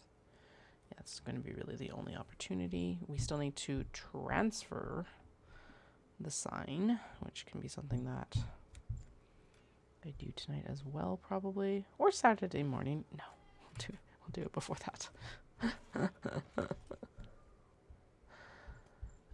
Doing it Saturday morning leaves me zero room for error. So, not that there's much room for error anyway, but yeah, we'll do it tonight. Okay.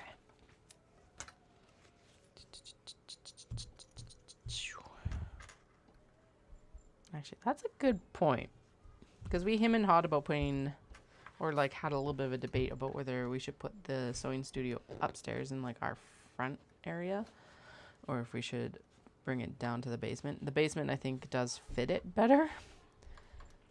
But now that I'm listening to them being so thumpy upstairs, I'm like, maybe I should have gone upstairs. But upstairs is wired for like sound system and everything like that. So I guess the basement's no shit. Go with the other side. Or else it's not gonna work. I threw it on top of the pile and yeah, nope. Wrong side. This apparently is the interior. Not that you can tell, because they're both the same OB pieces. There we go. Good. There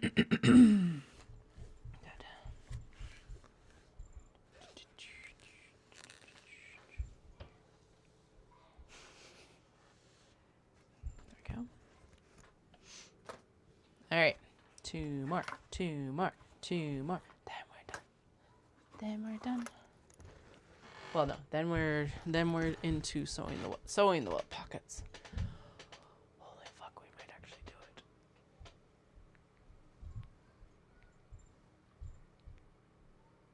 Big stretch. If anyone else has been watching as long as I have been sewing, it is stretching time. So my physio doesn't give me shit for not doing my stretching. I was supposed to have learned my lesson last year. I ended up with a massive spasm through my like shoulder and mostly shoulder, but it radiated up into my neck and stuff like that. I literally had it happen on the Tuesday, and we left for Victoria on the Wednesday. So I didn't get, and it lasted all fucking week, even with like Robaxa set and everything like that. Because of course I was like, okay, as soon as we get there, I'm gonna get some Robaxa set and like some of the heat pads so that I could like heat it and stuff like that. And like I rolled out on the lacrosse ball and like had Dallas massage it. Oh shit, I didn't break the paper.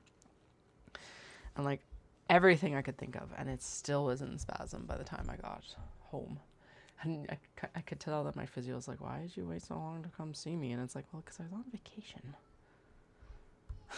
Like, if I coulda, I woulda. Chill. He's a really good physio. But, yeah, you could tell he was a little bit like, what the hell, woman? And it's like, well, you're on vacation. I can't see you if I'm out in Victoria. And it did improve over the week. Actually, it was like a great big snap, crackle, pop when I actually like was running out there and stuff like that, and like released a bunch of the tension. But yeah, that's what you get for sewing, I guess, 100 small box bags in a week. So we're gonna try to avoid that this year. The spasm, probably not the 100 box bags in a week. I know that stressed a lot of people out, but When I can do it, I will do it. Okay, that one needs to be a little bit further down this way. Wasn't quite enough zipper tape over this end to make me feel comfortable about it not fraying. There we go.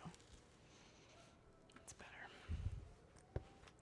Now, is it well centered so that stuff isn't getting caught?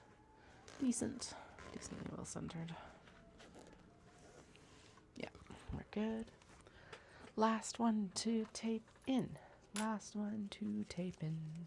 Last one to tape in. Then we go to the next step of sewing.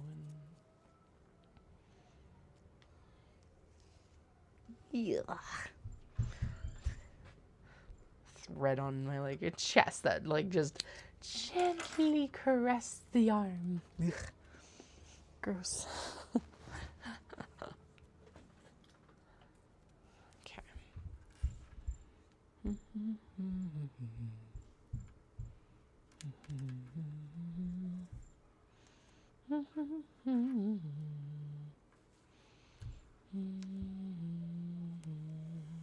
Zoom. Excellent. Okay.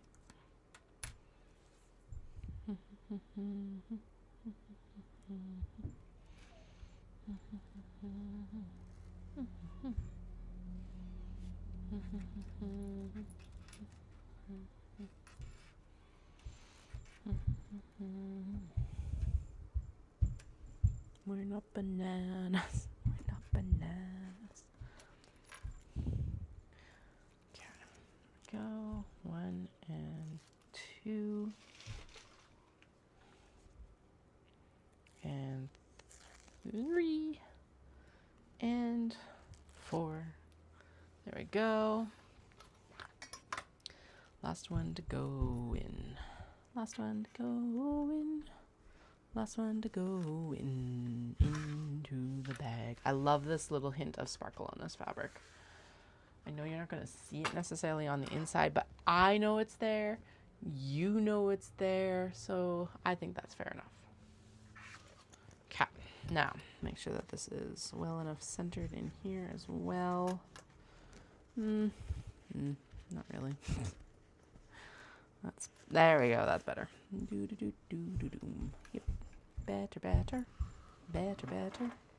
Gonna pop it under here. Now the welt pockets I do at a construction length because it is holding the thing in.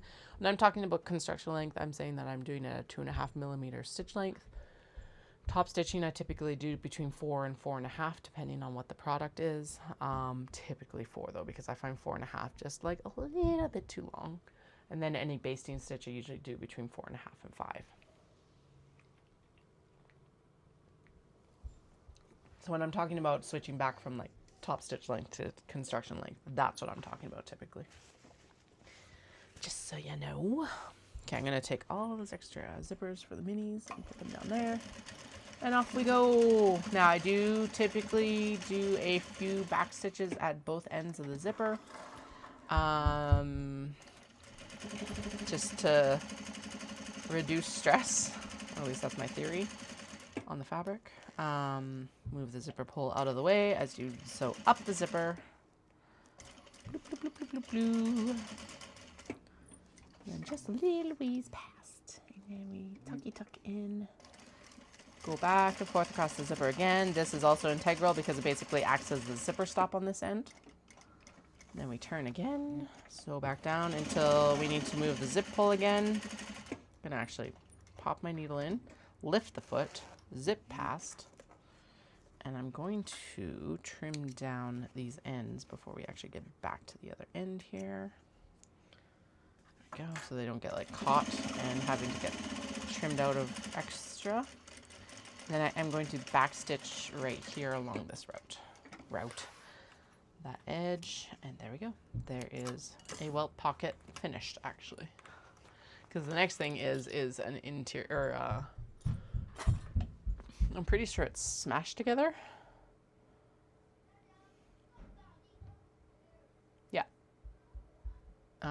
Next is smashed together, and then the last interior piece. So that goes into rest stage right now. Rest and relaxation.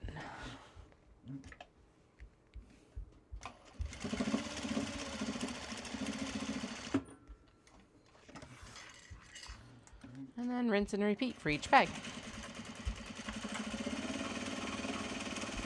So these ones both have phoenixes on the back, and then the front is the floral pattern that actually like surrounded the I need a pokey thing to help just guide this zipper so it stays there. Anyway, yeah, they both have phoenixes on the back, and then the front is the floral that's like surrounding the phoenixes on the obi. Interior is a forest green kimono fabric. Do I know fiber content? Nah. The phoenixes do feel like they're probably silk, but who knows? And I don't think the kimono is silk. That's my best guess right now. I did not do materials testing on these ones. That's why the tags will say upcycled obi, fibers unknown, if they're like in project bags or whatever. Actually, I haven't done project bags out of obi recently because people were saying that they're too fancy. So I'm like, all right, we're going to do handbags instead. Challenge accepted. Has it taken me like 8 years to do that? Yes. Is that okay? Yes. Good enough. Everything happens eventually. Eventually. Everything happens eventually. Some of the time.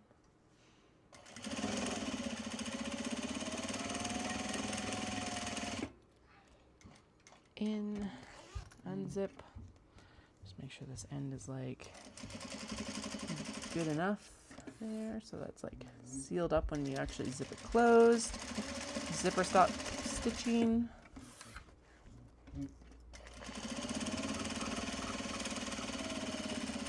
Yeah, sweet. Zip up. Snip the thread. Snip the thread.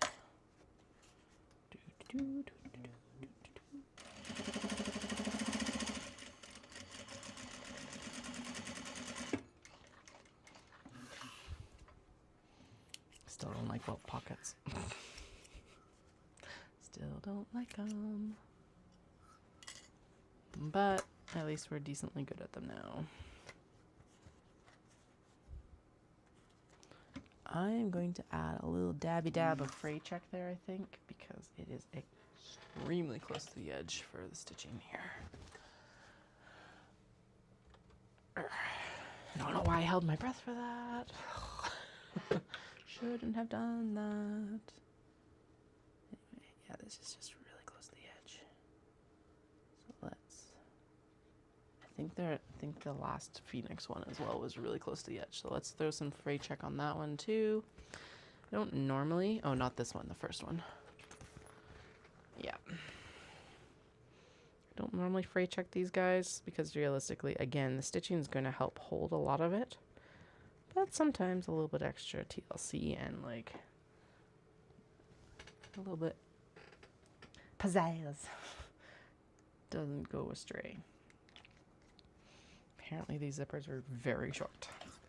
So I'll remember that next time I maybe add like an extra ½ inch or something like that just to help mitigate the shoe a little bit. So, because like a lot of these are maybe, I don't know, maybe I messed up my... It is totally possible that I messed up the cuts for the actual, like, insert window, too. So, there's that.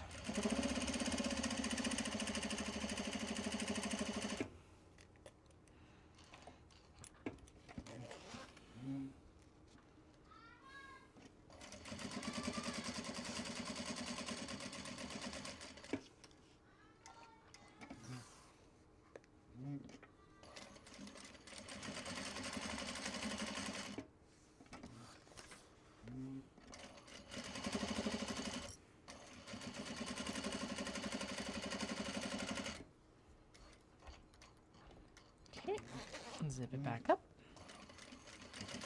La, la, la, la. Okay, now this one needs a little bit extra right here, so we're just going to go back and forth across where we already started. There we go. And then we'll do the clippy clip here and the snippy snip there. Oh, that is actually caught up here. Interesting. Oh, that's because I ran out of bobbin thread. Ha ha ha. Oh, damn bobbin thread. Okay.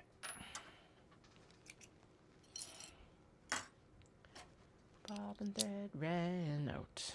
Are we surprised? No. Annoyed? Yes.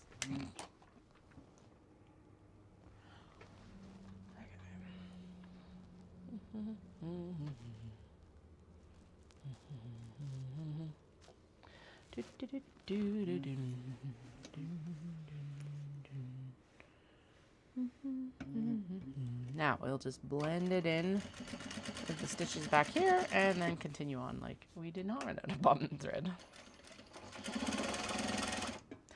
Nobody's gonna know. They're gonna know. No, they're not. Well, outside of whoever's watching today. I don't feel like most people go back and like rewatch all of my videos.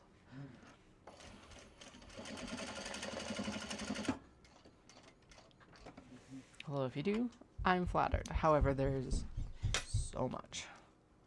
I would not blame you for not. I don't even want to go back and watch all my own videos. I avoid it if I can and where I can. That's why I need to start taking better notes when I'm like planning out the stuff, cause I don't. La la la la la. La la la la. Okay. 1, 2. Hey, only 3 more. Sweet. These are going okay. Overall, this has been an extremely smooth welt process today. I'm very happy. Actually, overall, these have been extremely smooth, just like bags to sew anyway, so that's nice. I like when the sewing process is just like, yeah, let's do it and do it well, quickly. Again, I probably jinxed myself, but you know.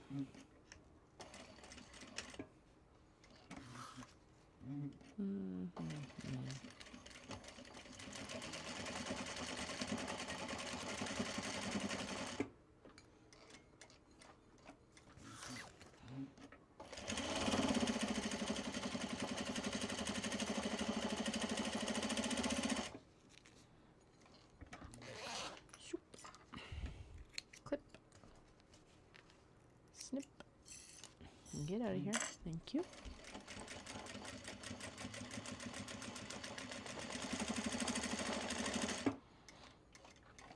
Yay!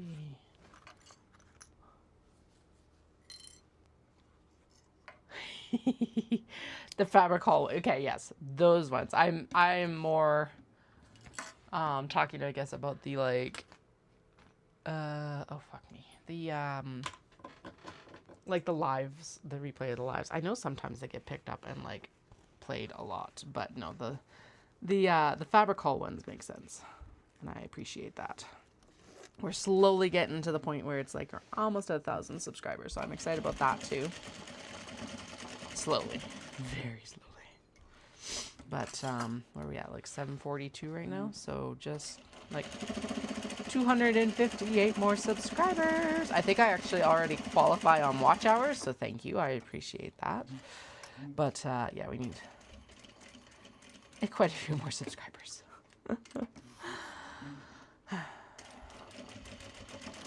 Eventually, it'll happen. This is very niche content, to be fair, so.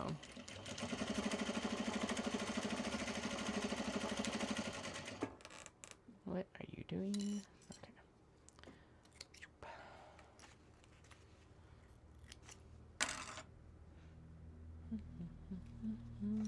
Actually, I should decide if I did, when I was in Japan, buy a Fudosode, but of course I can't wear it. So now I'm like, okay, do I also donate that to the proceeds of the business?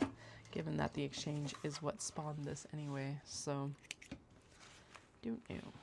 We'll see. All right, Last one. Holy shit, that actually went way faster than I thought it was going to go. So, yay me. Toot my own horn here. This is, yep. I guess we did end up doing one less than anticipated. But you know, it was still quite a few. 7? I don't even know anymore. It doesn't matter. Doesn't matter. Doesn't matter.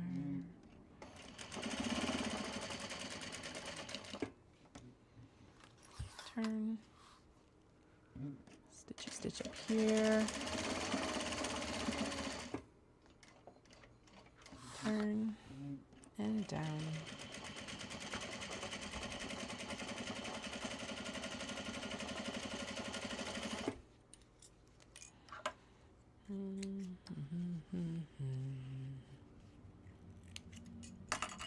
Dun, dun, dun, dun, dun.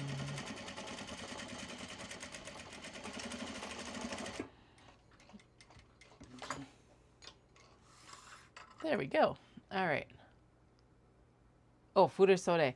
Sorry, so it's the one, most kimono that are like worn for more casual wear, I have a shorter sleeve, so the sleeve is only about, look at the face cam, I don't know, maybe a foot, 13 inches. Whereas a Furisore is the one that you'll see younger girls, like teenager girls wearing. They'll wear it for the coming of age ceremony a lot, 20-year-olds. And so the sleeve is like knee length. But yeah, you spelt it right. Furisore. And so I ended up lucking into one when I was there. It's got a butterfly motif. It's really pretty. But it's also like, technically I'm not even supposed to wear it anymore because I'm married. It's only supposed to be unmarried girls that wear it. And I already have very few places where I wear the other kimono that I would typically wear to, as well. So it's like,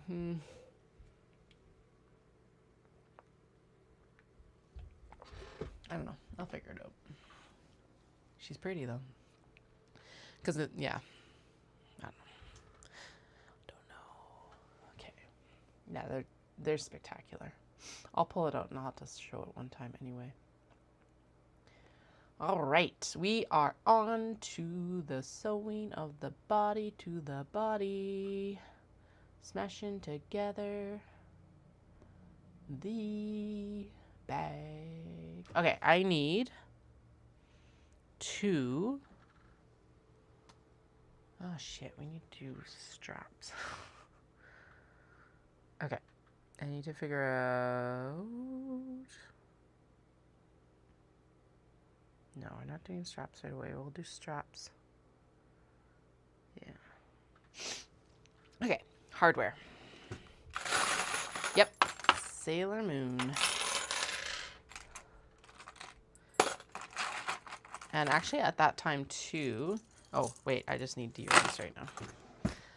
At that time too, there was a bunch of just like comics, like Archie Comics had a whole like special about Japan around that same time period. I just tracked it down the other day and I was like, oh right, this thing. Okay, front and back. Front and back. Where's the front? There's one of the fronts and there's the other front. So first things first, we'll do the phoenixes. Light.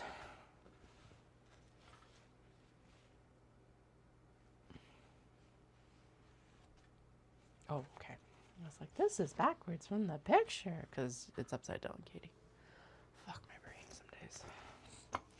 Okay. Not in a fun way. Now, where did the little D-ring doohickeys go? Right there. All right. So we'll go in and we will do all of the dark ones first, as per usual. Then we'll sew the straps, and then we'll sew the white strap because I'll change the color out. And then we're good. We're done. But we're almost done right now. Okay. Oh shit, we're gonna have to also do the darts on the interiors. Not these interiors, the next piece. So we'll do that first. Well, we'll do this first, and then we'll dart the interiors, and then we'll smash them together. This needs to go right about here. Right above that dart. I need a handful of snaps, clips. I don't know why my brain insists on calling them snaps. We know they're clips. But here we are. Okay, now this is a 3D shape with a little bit of dart, so that means that we are going to end up with having to shape it a little bit as we sew it. And I am going to leave this portion up here open, because then what happens is I insert the strap typically right before I close everything up, actually. No, that's not aligned very well. Okay, I'm gonna align it up with this edge here first, actually, instead of that edge, because that makes more sense when I think about it. And then we're gonna smash that together a little bit right there. Actually, the other thing I could do is I could just throw the strap in with no hardware, I guess. That would be the better option. Because then what it does is it helps 3D the bag a little bit. Oh yeah. And if I throw it in, we can just stitch it, and then I can sew it properly afterwards. Let's do it. Hi, how are you? You scared me, cat. Oh, right, and then the back zipper has to be open because that is actually the turning area. Okay, so these do not have any hardware, but we're going to throw it in anyway, right about there, because then it'll help 3D the darts a little bit more and take up the space that we wouldn't have it take up otherwise. There we go. So that should in theory help keep everything from buckling, is what we're trying to avoid, and wrinkling. Because sometimes there's a little bit too much extra fabric. And sometimes not enough. Okay. Now the other thing, I do clip this because it does help to have everything kind of distributed before you start sewing, because if there is excess, you can kind of work it around whatever you're doing. I think we're pretty good here. She wants you to start sewing from here. I'm gonna throw one more in here just for fun, for shits and giggles, and then we're going to start sewing. I'm going to sew from this side, and I'm not actually, I'm going to sew from up here. My brain has a hard time. Yeah, she wants you to start sewing from there. How? Oh, okay. I think she wants line the perimeter. Oh yeah, make sure the front pocket lining. Yeah, that one is completely flat. We're good. And this one is also completely flat. Good. Okay. So I think she actually wants you to sew. No, she wants you to sew this way because then you leave an opening right here. So let's actually sew from that way, because then we can just front stitch and back stitch at the opening, basically. Okay. Ready? Ready. I think. I don't know. I'm never ready. We're going to pretend I'm ready.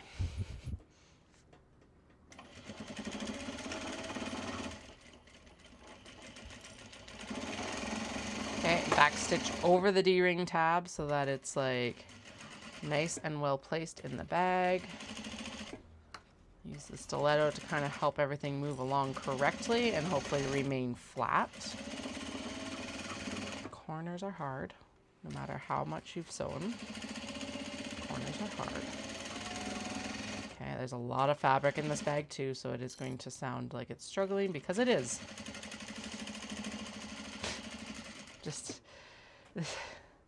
even on an industrial, there's only so much like fabric you can stick under a foot and expect it to really do well with. The seam allowance is larger than it's supposed to be, and that is fine. I don't want to have to do multiple seam allowances across the top here. And obviously part of that is just keeping everything kind of, again, rolling along. You can tell that this is going to be crunchy here, so we're going to spread it with the stiletto as a third hand here, or second hand. Okay, there we go. Again, seam allowances aren't perfect, but we're good. The bag will still be fine. Now, that should be good. Doop.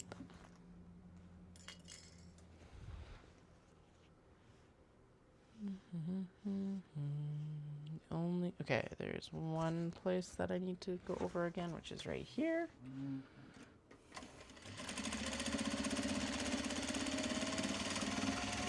Blend it into the actual webbing line, and it never hurts to have extra stitching over the webbing anyway. And there is that done. And then the next step is to actually take the, wait. Yeah, I do love this. The thing about the kimono though is that I find that, oh right, this is supposed to be completely finished. Shit. Oops. Right, so we'll just go and finish it. Because it's when I put the exterior on that we don't need the, right, when we need the turning seam.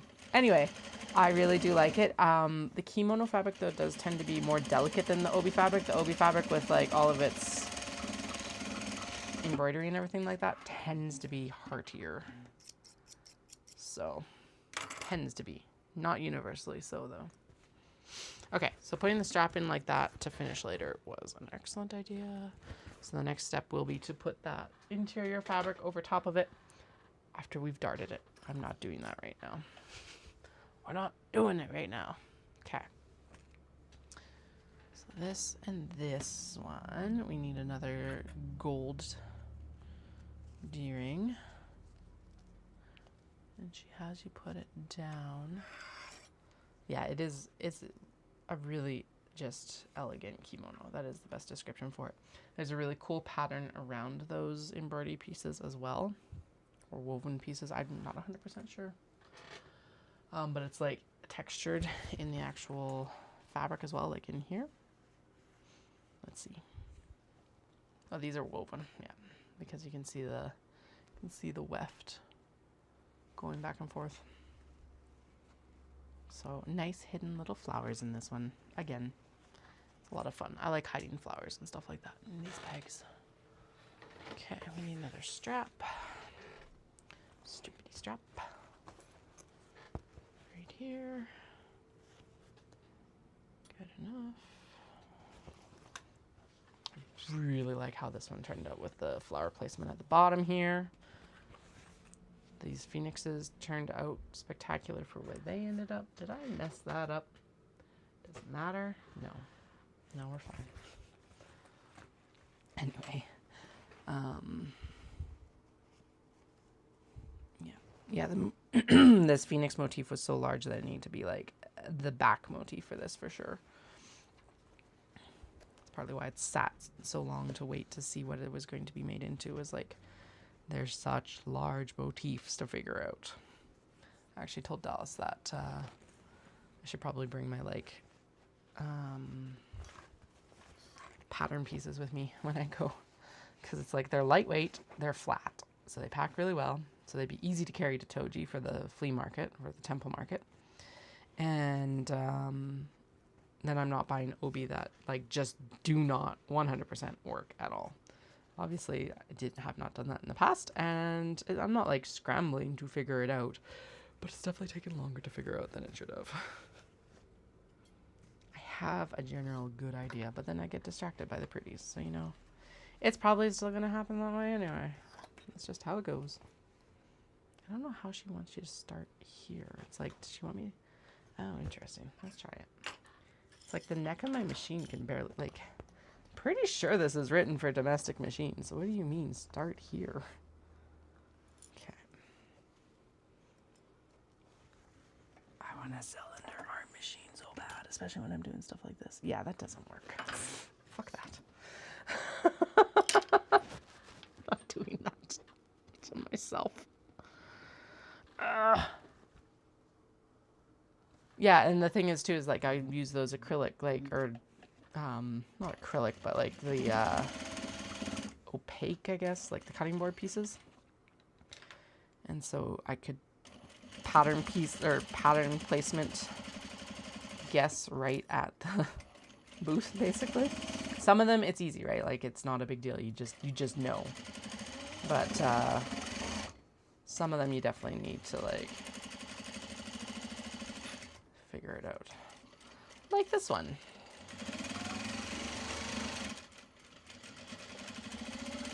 Curves, curves, curves, curves. Curves are always questionable. Oh, there's a lot of fabric there. Okay, come on. Ease in, please. Okay, there we go.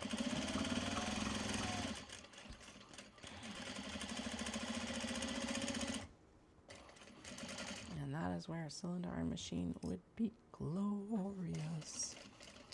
Because shoving 3D shapes on a flatbed sucks. I didn't even know cylinder iron machines existed until this year. And now it's like the next piece of big equipment that I have my eyeball on. So, cylinder arm, basically what it does is it, instead of having this flat bed with the table, it's exactly that. And it's a cylinder. And then when you're doing curves or binding or like a bunch of different stuff, it typically makes it a lot easier to get the 3D shapes. Extremely helpful for something like the Kato, where I'm like top stitching it around. Yay. All right, dinner time. So we will be finishing these up later tonight. I think we can do it. I think we can do it. So I'll chat with y'all in a few hours probably. I'm going to make up the sign before I come back on.